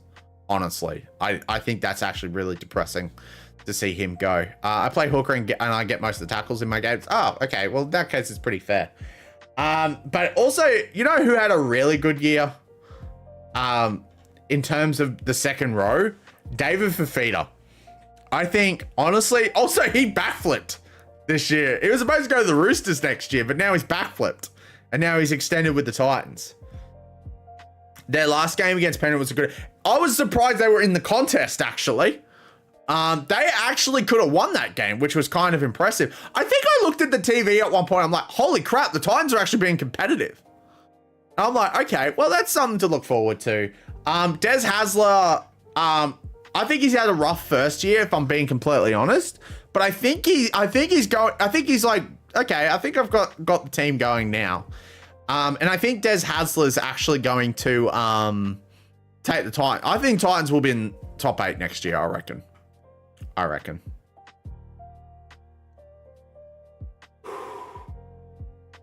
Another point that I want to make.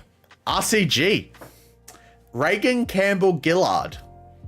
I actually predicted, I got to look at my predictions at one point too. I predicted that Titans actually would get the signing of the year for 2025. I still think it's Jerome Luai, but I think Reagan Campbell Gillard's probably up there.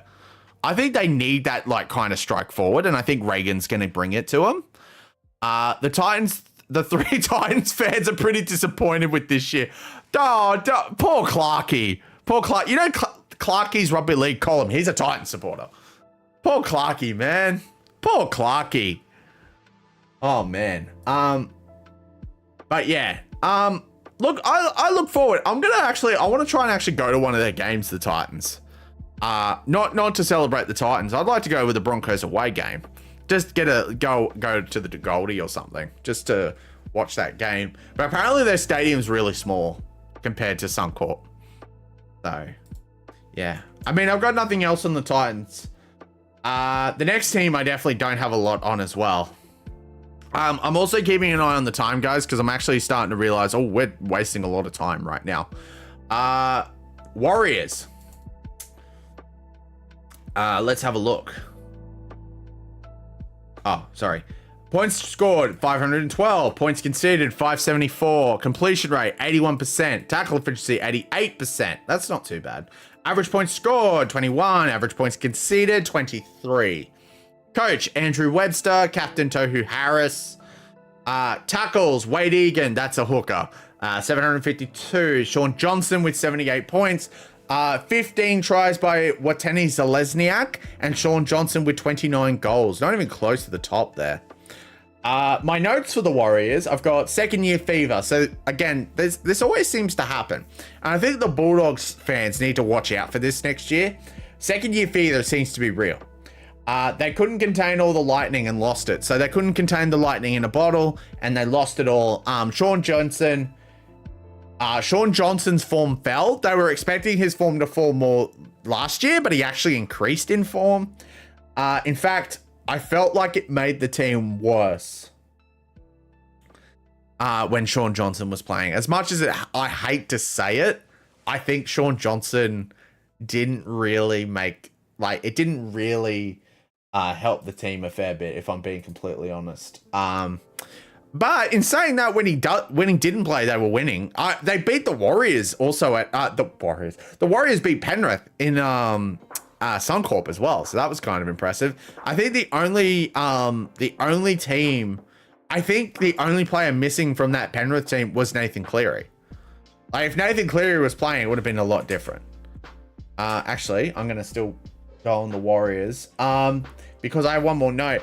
Fisher Harris for the Warriors next year is a big signing for them.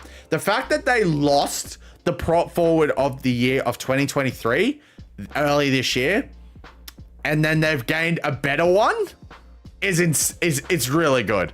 I think also Catewell was a bit of an underwhelming signing. I thought he was going to bring a lot to the Warriors, but he ended up being underwhelming. As it pains me to say it as a Broncos fan. But I think Fisher Harris is definitely going to bring... I wouldn't be surprised if next year Fisher Harris is captain of the Warriors. I think he'll be captain of the Warriors next year.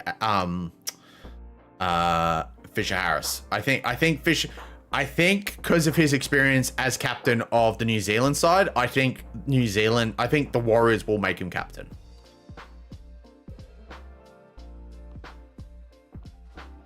As someone who's going to the grand final tonight, will you try and spot me in the crowd even though I haven't face revealed?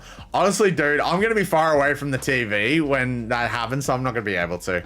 Sorry, because I'm going to be outside having some food. Have some chicken wings. Actually, I might have chicken wings tonight. That might be fun. But yeah, that's it for the Warriors. Next we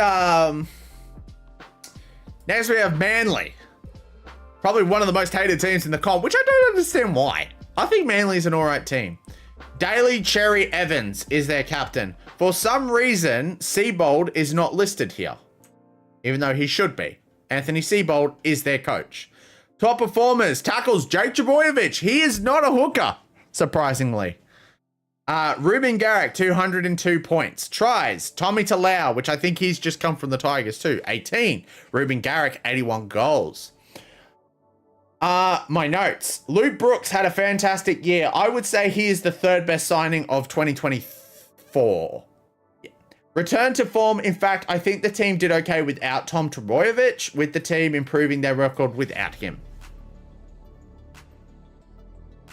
Return to finals, even beating the best defensive team in the comp. That's impressive with the Sea Eagles.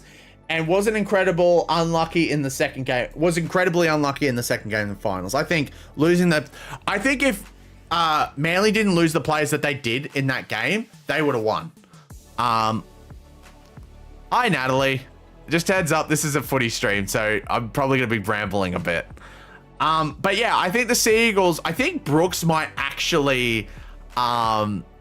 I think Brooks might have another good year next year. I'm expecting him. I predicted him to be runner-up Dali M. But that didn't happen. That did not happen. Hey, hello, NRL edits. Does anyone have anything else on the Sea Eagles? Because I don't really have much.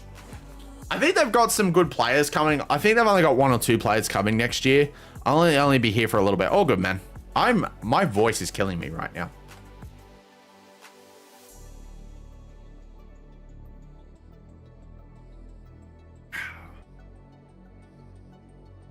I hate Manly. Why? Why do people hate Manly? I really don't understand that. I think Manly are actually a really nice club. I think, honestly, Manly get a lot of hate and they don't do it. I hope they get this. Why? Why? I think Manly don't deserve this hate. Come on, guys. Come on. Manly. Why? Leave Manly alone. Come on. Come on, guys. Manly. Leave him. Leave him alone. Come on. All right. Well, let's move on to the next team. Cronulla Sutherland Sharks. Craig Fitzgibbon is the coach. Captain Cameron McInnes, he looked like a pizza when he came to the finals. Just all cut up. Top performers, Blake Brayley with 1,000. Whoa, that is a lot. 1,108 tackles. That's insane. Points, Nicholas Hine, 131. Tries, 18. Goals, 61. Not bad.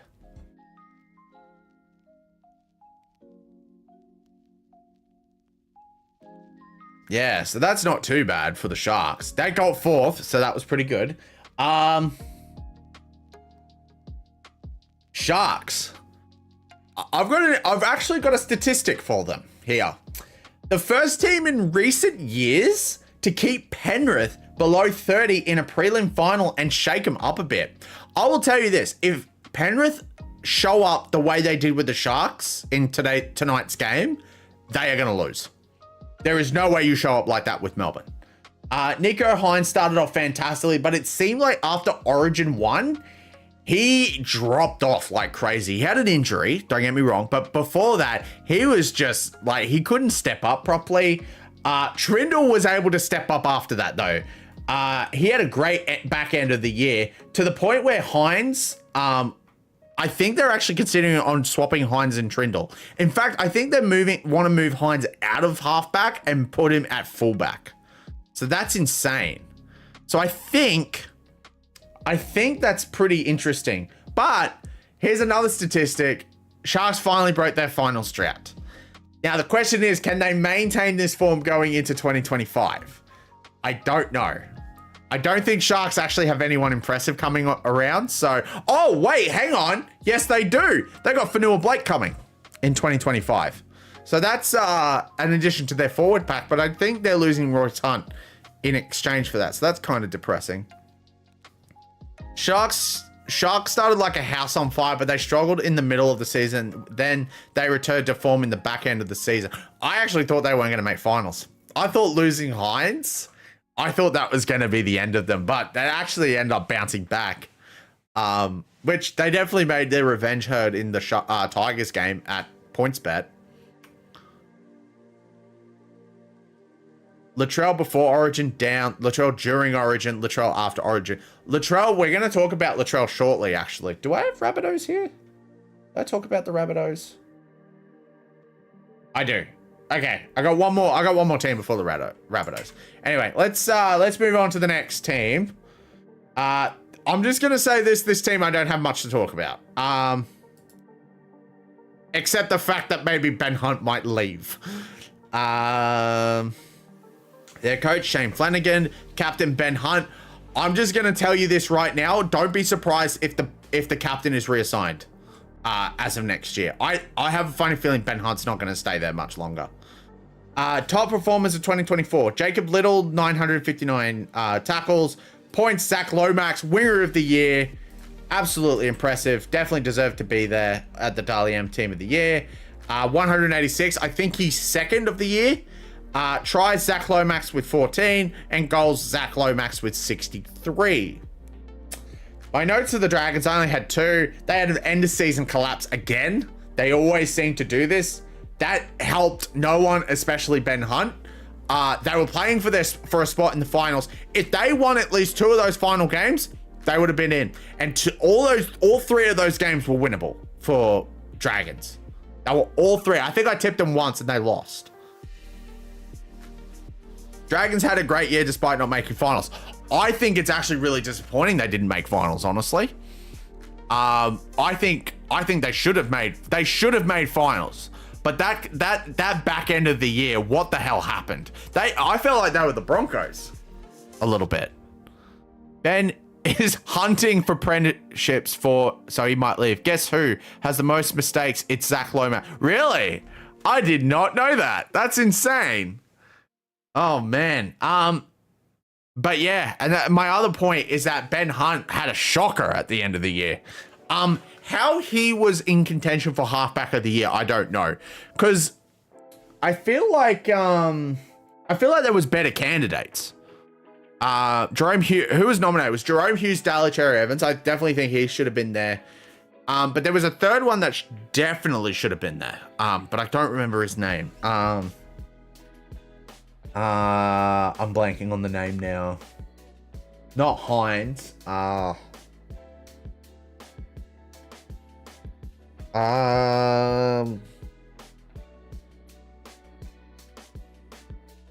can't think of one right now. I can't think of one. Moses. Oh, Sam Walker. Sam Walker should have been there. It should have been Sam Walker. I think it should have been Jerome Hughes, Sam Walker, and Daly Cherry Evans. How Ben Hunt got there, no idea. And if any of you, I'm just gonna, this is a threat, if any of you say, oh, but Sam Walker was injured. He was only injured for 2 games. 2 games. And one of those games was a finals game. So, should have been there. He was more impressive than Ben Hunt. Not gonna lie. Not trying to threaten you guys, sorry. That's all I've got for the Dragons. But yeah, that's they weren't very impressive. All right, now we get to talk about the Rabbitohs, Wayne's new home. We get to talk about these guys. Also, we have 4 teams left after this, so we're getting close to the end. All right. 2024 season. If Mitchell Moses didn't get injured when he did and he played the rest of the year, I reckon 1, Parramatta wouldn't have been playing for a spoon, and 2, he would have been in the contention. 2024 season, points scored 494, points conceded 682. Completion rate 78%, tackle efficiency 86.3%, average points scored 20, average points conceded 28. Coach is Ben Hornsby. Next year will be Wayne Bennett. Captain is Cameron Murray. Was it Cameron Murray or no? It was Campbell Graham. Campbell Graham that got injured. 2024 performers: Damien Cook at 906 with Remoney at the top. Latrell Mitchell at 98 points. Tries: Jacob Gagai with 9 and got wow, that's not a lot for a player. And goals: Latrell Mitchell 33. So, Rabbitohs, my notes on them are how the hell they signed Wayne Bennett, I have no idea. How they got Wayne Bennett, I don't know. But all good. I think he wants to go there, so that's fine. Started off poorly, and after their demolition of the Storm, JD was gone, so Jason Demetrio. I will say this, Jason Demetrio out of the 3 coaches sacked, so that's Brad Arthur, Kevin Walters, and Jason Demetrio. I actually think Jason Demetrio deserved it. They saw the writing on the wall. That poor start to the season that they had was atrocious. And it's funny also, by the way, that 2 of the 4 coaches that went to Vegas were sacked by the end of the year. That's kind of hard done. But I definitely think JD was hard done. He lost the dressing room. I think Hornsby actually bounced back 1 week later. And then the fact that they've got Ben Hunt coming is actually really good. South sucked this year. Well, they were the second last team. So yeah, I again, like, I have no idea how South's got Wayne Bennett.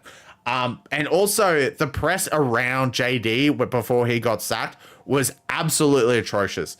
He's just like he didn't even want to say anything. He was just die. Because I think you also saw in the box on the Anzac game, you knew as soon as that game finished, he knew he lost his job. He knew. He just knew.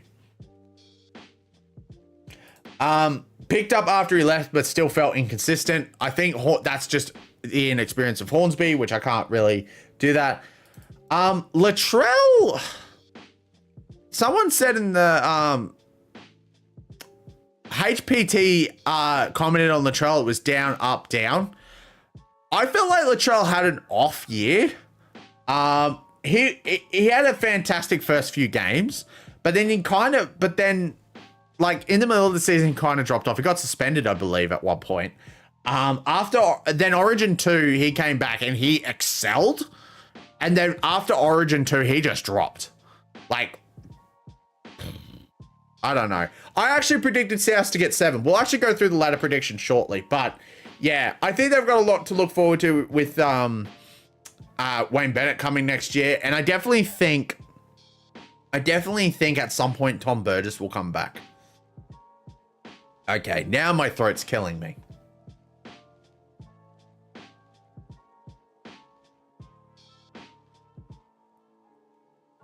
South would have gotten the spoon if the Tigers didn't have so many sin bins and the Eels didn't have as many injuries. South would have gotten the spoon.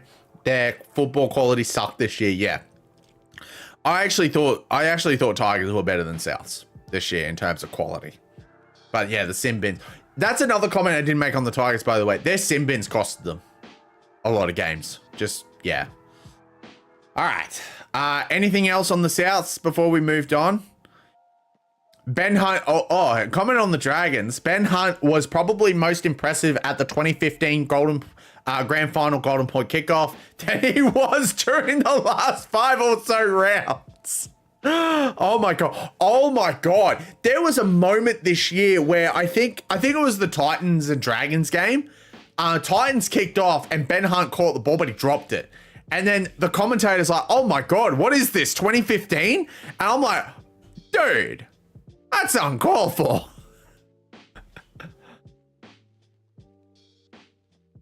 Just wow. All right, let's move on to the next team. We're in the last 4 teams now. Let's do my most hated club. I actually am not a Roosters a fan, if I'm being honest. I think they'll win the Women's League tonight. Actually, what time is it? 11:46. What time's the state championship? Because I think that's starting very shortly. Where's the state championship? Oh, it's up here. 12:20. 12:20. We got a while. I'm gonna try and finish. Hello, the retired truckie. How you doing? I want to basically want to talk about Roosters. All right. Anyway, 24 season. Points scored, 806. Points conceded, 557. Completion rate, 79%. Tackle efficiency, 87.6%. Average points scored, 29. Average points conceded, 20. Average play of the ball speed, yeah. Coach, Trent Robinson. Chase Tedesco had a great year back. He is captain. Tackles, Nat Butcher, 812. Not a hooker. Points, Sam Walker, 204. Tries, Daniel Tupou, 21. Goals,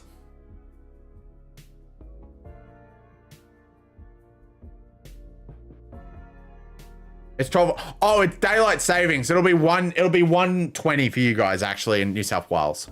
Sorry. Sam Walker with 88. Okay, my notes on the Roosters. Would be in the grand final right now if they didn't lose Sam Walker and Brandon Smith. That was just pure unlucky. Still had a nice win over Manly in the second week. Losing a lot of players in a spin, including a spine player, which, though they are a replacement just about, they need to relook at how their game works. I think Roosters, I wouldn't be surprised if they don't make the 8 next year. They need time to rebuild. Sam Walker's definitely going to be good. They're going to, first of all, the one thing that I think they need to prioritize is they need to make sure they extend Sam Walker. If they can extend Sam Walker, then use the next year to rebuild around Sam Walker, and then go with that team.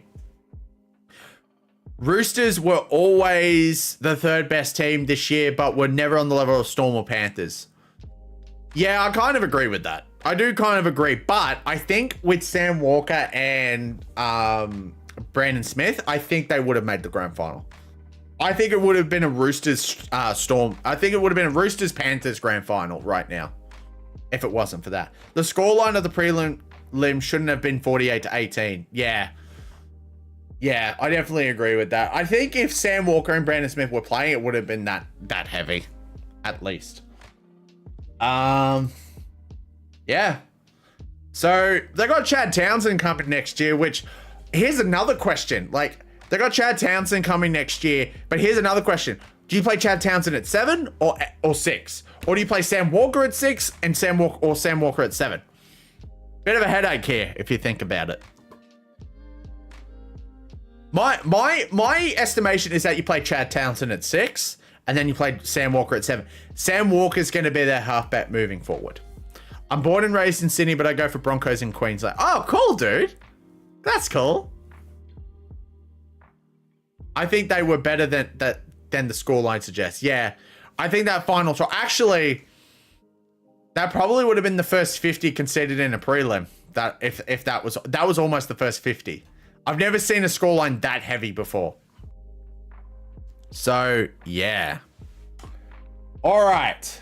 I got 3 more teams, but I'm not going to look at the next team on my list. I'm actually going to scroll down to the bottom because I actually didn't think of these guys until last. So Eels, Parramatta, 2024 points scored 561, 716, 76% in completion rate, 85.6% in tackle efficiency. Average points scored 23, average points conceded 29. Average play the ball speed, blah blah blah blah. Coach, well, this is just a funny look, isn't it? Captain Clinton Gutherson. Top performers of 2024. Tackles, Regan Campbell-Gillard. Why they got rid of him, I don't know. Clint Gutherson with the highest points with 112. Tries, Marcus Sevo, 17. Clint Gutherson, 38 with the goals. Their coach earlier this year was Brad Arthur. But he was sacked, which, honestly, I feel like he was hard done. Now, if Gutherson and Moses came back and they still started performing badly, then I would say, okay, Brad Arthur needs to go. But they started performing badly without them, and I think Brad Arthur was sacked low-key at the wrong time. I said Eels would finish 9th. Yeah, I actually thought Eels would make the 8 this year. But they ended up not doing that. And honestly, I think Brad Arthur, out of the 3 coaches, again, I think Brad Arthur was also hard done. The other one that I felt like was hard done was Kevin Walters. But yeah, and also they, as soon as Trent Barrett took over, they just went to shit. When he was sacked, Gutho and Moses were injured. Exactly. Yeah, that's why I think he was hard done, because his star players were gone. If his star players came back, I think they would have been playing finals.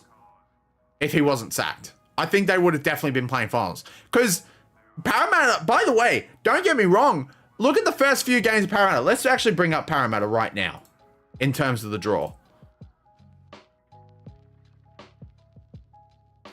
They won game 1. They came close round 2 to beating Penrith. I actually thought they were hard done in that game. They beat Manly. They didn't beat the Tigers, but that's when they lost Moses. Then they got smashed by Raiders. Then they beat Cowboys. Then they beat then they got smashed by the Eels. And I think that's also when they lost Gutherson, wasn't it? Oh no, it wasn't. That's when I thought that was when they lost Gutherson. Then they lost to Manly. Then they lost to Broncos. Then they lost in Magic Round. That's what caused the sacking. But yeah, I definitely think they were hard done, Parramatta. I think Brad Arthur was hard done. Because they had like 1 or 2 bad games and they were like, yep, Brad Arthur, you can go. Para started 2-1. Para started 3-3. As a Para fan, I have not had any confidence in us since the 2022 Grand Final. I felt confident in you guys were making the 8 this year, especially after the first 3 games. I'm like, they're still going to make the 8. I don't think they were going to be top 4, but I was going to say you're going to be top 8.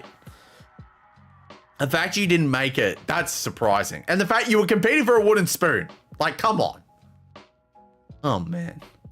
But Eels. Brad Arthur was sacked at the wrong time. Sacked while Gutho and Moses were injured. I'm not sure if the Eels would be playing finals when they sacked him, but they certainly wouldn't be playing for a wooden spoon. Yeah.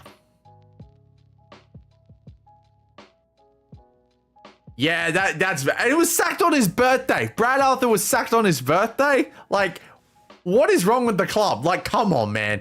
Been like, happy birthday, Brad. I hope you have a great day. And then he comes in the next day. Did you have a good birthday? Yeah. You're fired. Just why? Anyway, so 2 teams left. And it's the grand final teams now.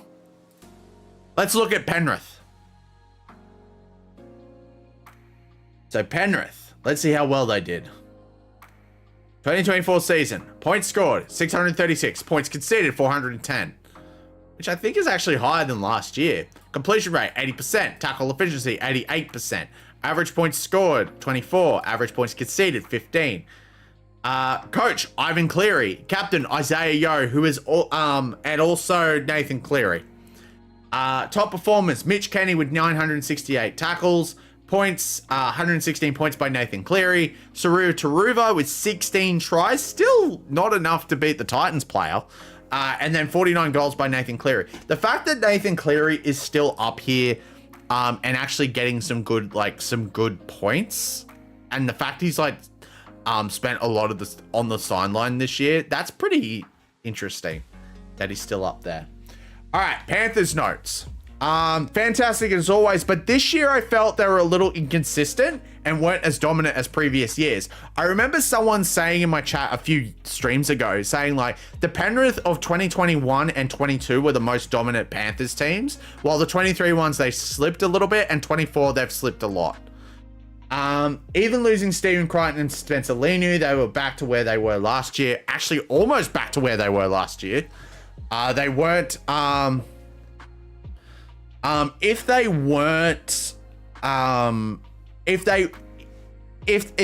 didn't lose Cleary as much as they did this year, they would definitely have been placed higher. If Nathan Cleary's shoulder goes tonight, Melbourne win. If they don't, Penrith win. I still think Melbourne can win it even with Cleary on the field. James Fisher-Harris leaving is a bit of a shock, and losing Luai Taruva and losing Taylor May will lose some firepower. But Penrith, that will just brand more fierce players. I don't see Penrith actually getting, being top 2 next year, but still in the top 4. It's going to be interesting how they do this. I think Brad Schneider's going to definitely be a good replacement for Jerome Luai, but I feel like the Penrith Panthers have a lot more. Still have a bit of firepower. Panthers were great as they've been for a while now, but there were some signs that were falling off, but they have pretty dominant in both their finals. Yeah, absolutely. If Nathan Cleary's shoulder goes tonight, Melbourne win. If they don't, I've already read that. All right. Does anyone have any comments on Penrith? I think Isaiah Papali'i is definitely going to bring some firepower to their team. I think he'll be a good replacement for Fish. I don't think anyone can replace Fish, but Fisher-Harris, for those who don't know. But I think that's actually going to be really good. Panthers will win tonight? I don't know. I feel like I tipped Broncos to win last year, but I feel like this. I tipped Brisbane to win last year, but that's only because I was a Brisbane supporter. I am a Brisbane supporter anyway.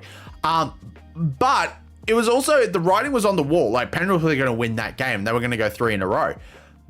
But when you watch that game, it actually looked like Brisbane were on top for a good chunk of it. And then they suddenly collapsed. So you can kind of see, I feel like this is going to be Penrith's biggest challenge tonight, honestly. I feel like they are going to actually be challenged by this. And I think taking on a team that has grand final experience, especially a team that they have faced before and lost to in a grand final, this is going to be really interesting to see and see how if Penrith do win tonight, it'll be revenge. It's going to be a revenge game. So definitely. All right, guys, let's look at our minor premiers right now. Melbourne Storm. 2024 season. Points scored, 777. Points conceded, 477. That's impressive. Because that's a 300-point positive. Completion rate, 79%. Tackle efficiency, 87.3%. Average points scored, 29. Average points conceded, 18. Coach, Craig Bellamy. Captain, Harry Grant. top performers of 2024. We're going to have a few people here, actually. Tackles, Harry Grant, 876. Top point scorer is Nick Meaney with 230. Tries, William Warbrick with 15 tries. And goal, the top of the competition ladder, 105 to Nick Meaney. Storm, my Knights. What a year. What a year they had. That's all I have to say. I actually thought they were going to be in top 4. And I the year before 2023, I actually put them in the bottom of the 8. No, hang on. No, last year I put them in the bottom 8, like the bottom of the ladder. And like, I thought they were just dropping off. But Penrith again proved me wrong. Not Penrith. Melbourne again proved me wrong. So I put them in the top 4 this year. I actually thought they could have came 5th, but they just had a dominant year. And a lot of people said that Craig Bellamy's going to play another grand final. And a lot of them were right. Melbourne Storm, this will be a big challenge for Melbourne as well. In fact, I think they will win. That's why I've tipped them. If Munster was 100%, they would have been a lot more dominant this year. Munster's actually not playing 100%. He's playing with a groin injury, and I think he's actually going to have surgery in the offseason. And Jerome Hughes, as I already said, was player of the year. This is before the Dally M's too. So, yeah. All right, folks. I'm just going to quickly BRB because I really need to take a break. But that's all of the teams. But when I come back, we will go through the ladder review and the club awards. And then we'll discuss about the grand final. And then we will finish. Oh, and Wishart, he had a good year too. All right, folks, I will be right back.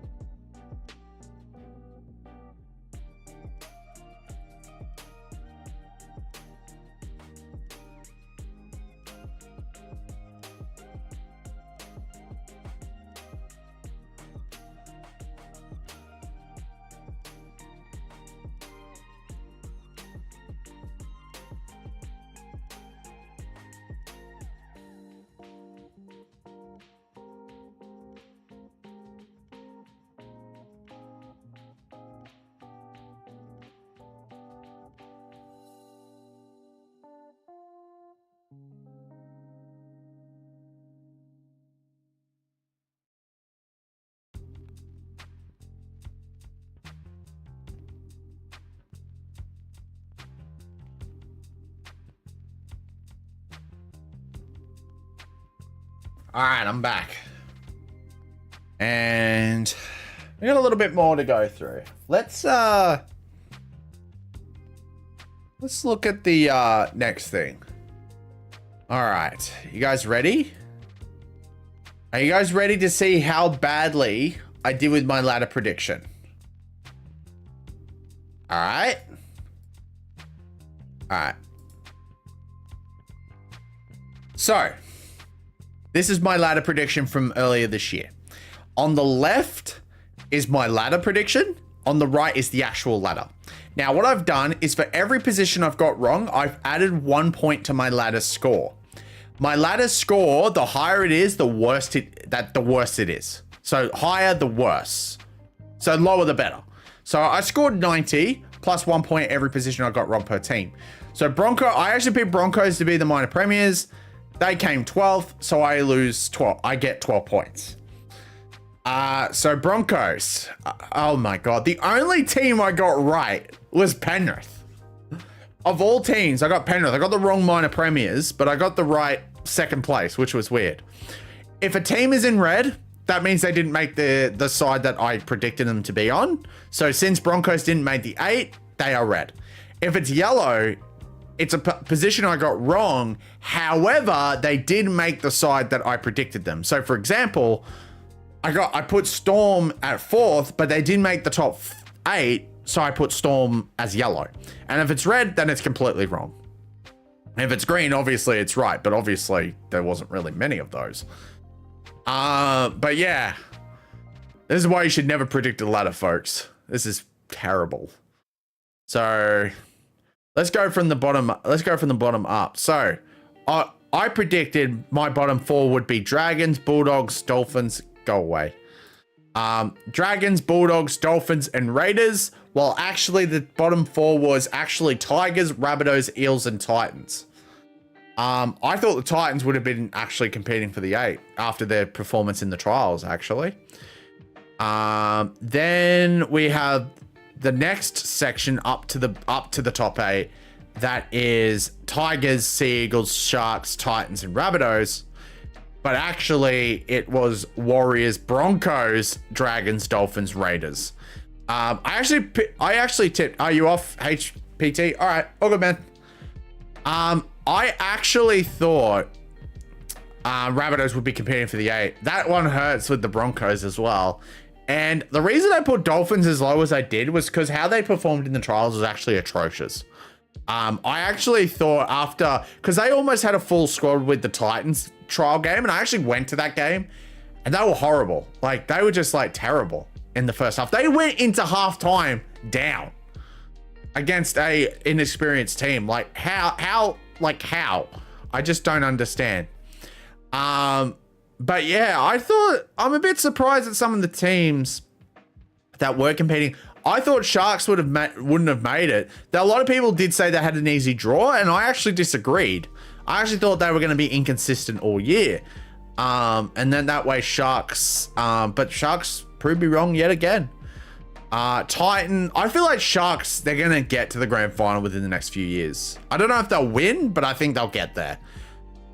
Eels are good. Yeah. And then the bottom 4 of the top 8, Eels, Cowboys, Knights, Roosters. But actually it was Knights, Sea Eagles, Bulldogs, Cowboys. Cowboys and Knights I got right, but Roosters ended up being in the top 4 and better than my ladder prediction. I feel like the more yellow, I've got a lot more yellow than I thought I would have. Well, as I think I got 1, 2, 3, 4, 5, 6 teams like really wrong. Your score was 105. Damn, that's bad. But that's all right. I think if you got everything wrong, what would it be? Hold on. It'd be like 17 times 16. It'd be 16 times 6. Actually, it'd be 16 times 17. Because 17 teams, 16 different positions. 272 is the absolute worst you can do. So yeah, I think I didn't do too badly with the ladder predictor. I'll probably do one in 25, just after the trials, because I'll definitely do one. I definitely want to do one for the finals. I definitely want to do one after the trials. And I might actually do it as a video too. We're definitely going to be doing a lot more. We'll definitely be doing an opening week event, but it won't be as like this year. It'll be different. You'll see what that is. Okay. So guys, we're actually almost at the end of the stream right now. But we've got 2 more things we got to talk about. We got to talk about the awards and we're going to talk about the grand final. So let's go through it, hey? All right. So every year, starting last year, I actually do like an event. Like, I give awards out. like, you know, for each team. Now, I was going to do players this year, but unfortunately, I just didn't have time to do it. But we do have some team ones. So, our first award is the best team of 2024, and I think this is an obvious one. Melbourne Storm. Can't argue with it. Can't argue with it. There's just like, they were the best dominant team of 2024.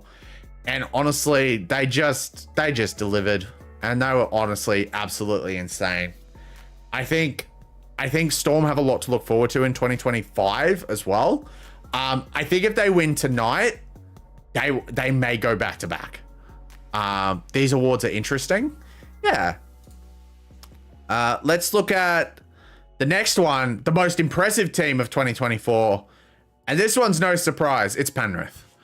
Penrith honestly just dominated. Again, they were the top two games. They were the top two teams of the comp. They're obviously in the grand final. However, I would say they're the more impressive team because they were able to bounce back from losing Critter. They lost a fair few players in 2023, like Spencer Leno and all that, and they just bounced back. And also, they did a good chunk of the season without Nathan Cleary as well. And I think that deserves a bit of a shout out. So that's why I'm going to put them as the most impressive team of 2024. My most surprising team, to me at least, you guys are going to like, is the Dragons. They actually ended up surprising me a fair bit this year. Now, they weren't not so impressive at the end of the season, but during the season, they did surprise me a fair bit. So I actually picked them for my wooden spoon, but obviously they didn't get the wooden spoon. They were in contention for finals. They dropped off in the last three games, don't get me wrong, but holy crap.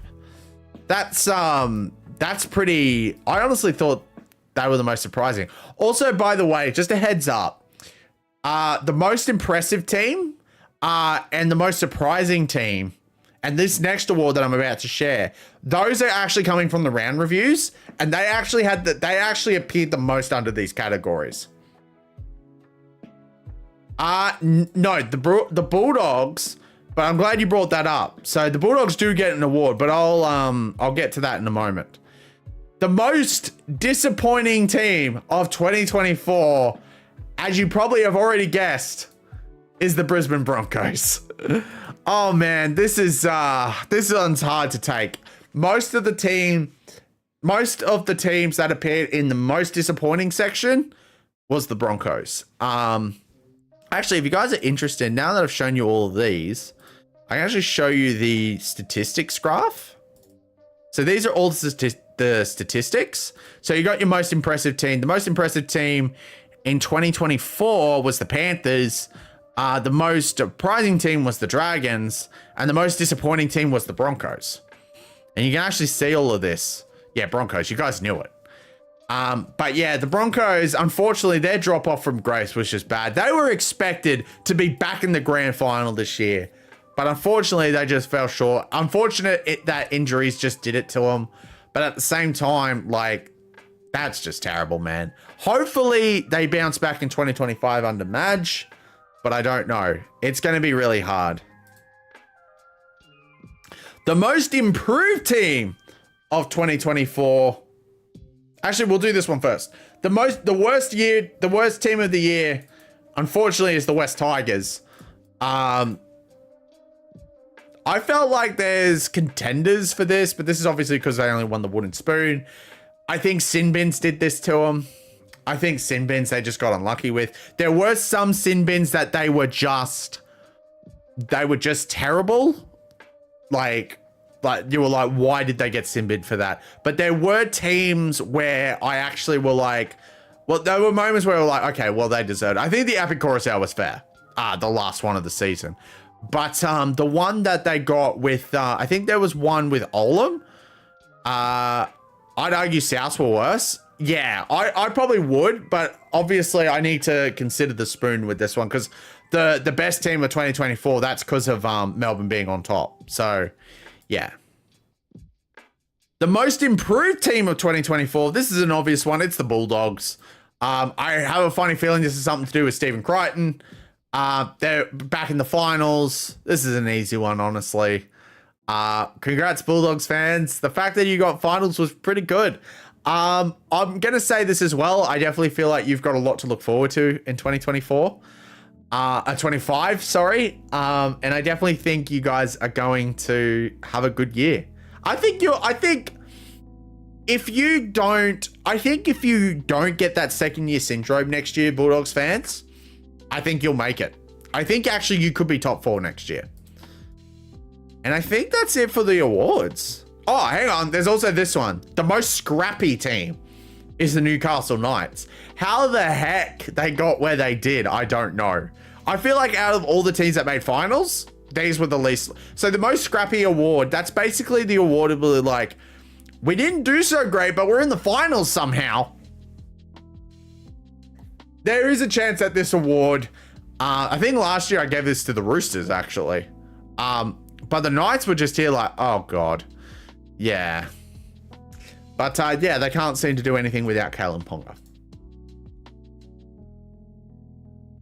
All right. Do I have any more award? Anything else I want to go through here? Oh, actually these. Just real quick, these. So if you guys haven't watched it yet, I posted a video yesterday called the Galaxy Team of the Year. And I think I had a couple of DMs saying like, what's the MVP things? These are all the MVPs from 2024. I tried to keep them different, but this is rounds 1 through to 26. So we had Tom Dearden from the Cowboys, Hamiso Tabuai-Fidow from the Dolphins, Apisai Coruscant from the Tigers, Adam Reynolds from the Broncos, Daly Cherry Evans from the Sea Eagles, Selwyn Cobbo from the Broncos, Max Platt from the Dolphins, Sam Walker from the Roosters, Jermaine Asako from the Dolphins, Trey Fuller from the Dolphins, Nico Hines from the Sharks, Jerome Luai from the Panthers, Raymond Fatua-Mariner from the Dragons, Zach Lomax from the Dragons, Ola Kawatu from the Sea Eagles, Jaden Campbell from the Titans. That was the week that they got... I think the 66-6 win against the Warriors. T. Marie Martin from the Warriors.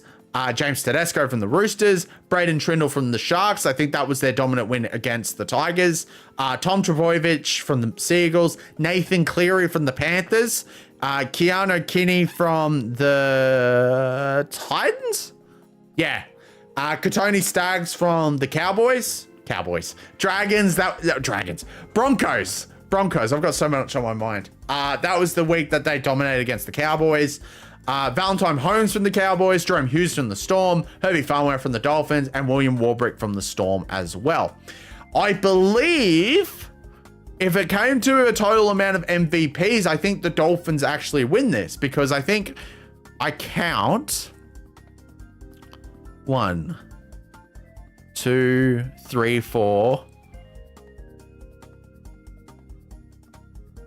5. I count 5 Dolphins. 1, 2. Only 3 Broncos. 1 Tiger. 1. Yeah. Yeah, I haven't got much. Cowboys, I don't think there's much there. Nah. 2 from the Roosters. Yeah. 3 potentially from Manly. I think Manly could compete with that. Did I put anyone from the Bulldogs? I don't think I did. I don't think any of my Bulldogs players. I was actually, when I put Jerome Hughes as the MVP of round 25, I was like, oh my God, I'm so surprised you haven't been here yet. Nathan Cleary, I just knew that was coming at one point. But yeah, I think Dolphins win the MVP award. But guys, we've reached the end of our stream, except we got one more thing we got to talk about, and that's the grand final itself. So let me bring it up. Literally also in 2 minutes. So I'm going to make this quick because I know the state championships are going to start shortly. So previously, so the interesting thing about this grand final, this is Penrith's biggest challenge yet. Penrith have to overcome, first of all, the team that first beat them in 2020, but also, like, don't forget 2020 was the year of COVID, so maybe people don't count that year. Penrith have to overcome someone that placed higher than them, and they have to overcome someone that they have already faced in a grand final. I have always said that Penrith's biggest challenge is going to be if they have to rematch one of the teams that they faced in a grand final in recent years. And this is honestly going to be a match of the lifetime. I think this game is going to be better than the 2023 grand final, and I think it's going to be very close. I have tipped Storm. For those who don't know, I have tipped Storm to win. I think Storm are the most deserving. And that's not from a biased perspective. I think they've just done a lot more. They've been more consistent. Sure, they've been knocked off a couple times, but I think the Storm, I think Bellamy is going to get his next premiership. And I think that's probably going to be his last premiership too. I think he's there in 2025 as well, but yeah, every grand final was better than 2023. Oh, shut up. Shut up. But I think some players you need to look out for. I'll go from the Storm. I think some players you got to look at. I think the spine. So Ryan Pappenhausen, Cameron Munster, Jerome Hughes, and Harry Grant. I think you need to watch those players because they'll step up. But also some other players like Will Warbrick and I think Sean Bloor. I think they'll step up. From the bench, I reckon Christian Welsh will step up. And now from the Panthers, Dylan Edwards, Jerome Luai, Nathan Cleary. Obviously, Cleary always steps up in big games. Brian To'o, I think, will step up. Fisher Harris will be looking for a big game, and Isaiah Yeo, he's always consistent with his performances. Also, I'm gonna make a call right now. I've got a funny feeling next year Isaiah Yeo, it will be Isaiah Yeo's final year in the NRL. Every grand final was better than 2008. But yeah. But it's going to be a good day. It's going to be a good game, I reckon. All right, folks. That's going to do it for the stream. We've been streaming for about 2.5 hours. I hope you guys enjoyed the stream. I hope you guys enjoy your rugby league. Stay for a few seconds though, because I have a little present for you guys. Are you guys ready for this? I don't think you guys are ready for this. Let's just say this. Who here is a fan of Flock on the Block?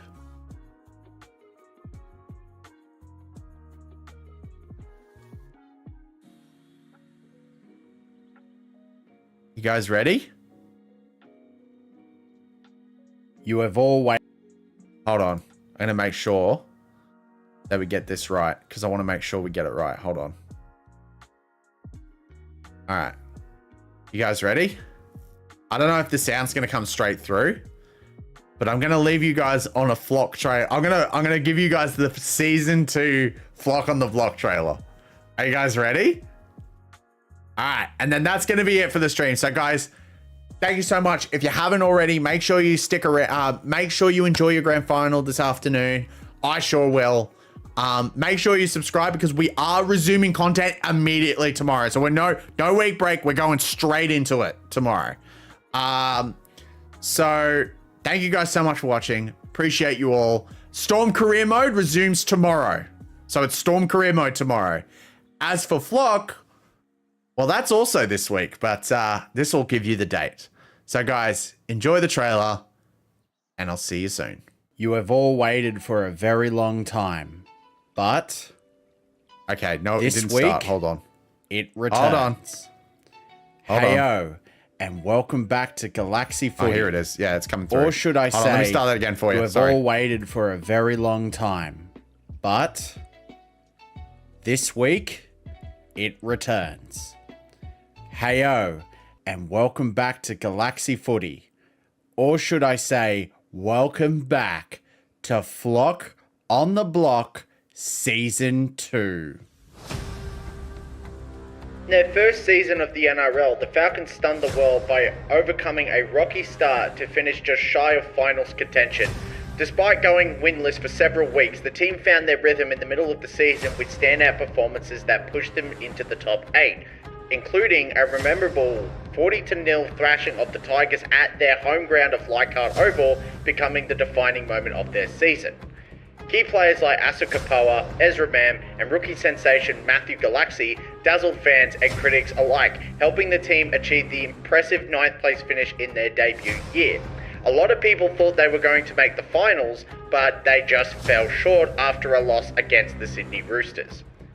With Matt Galaxsi now assuming the captaincy in the year of 2025, backed by the faith of the coaching staff and major signings such as Latrell Mitchell and Patrick Carrigan, bringing experience to the side, the Falcons are eyeing their first final series. Expectations are high for this team for what promises to be an unforgettable season ahead.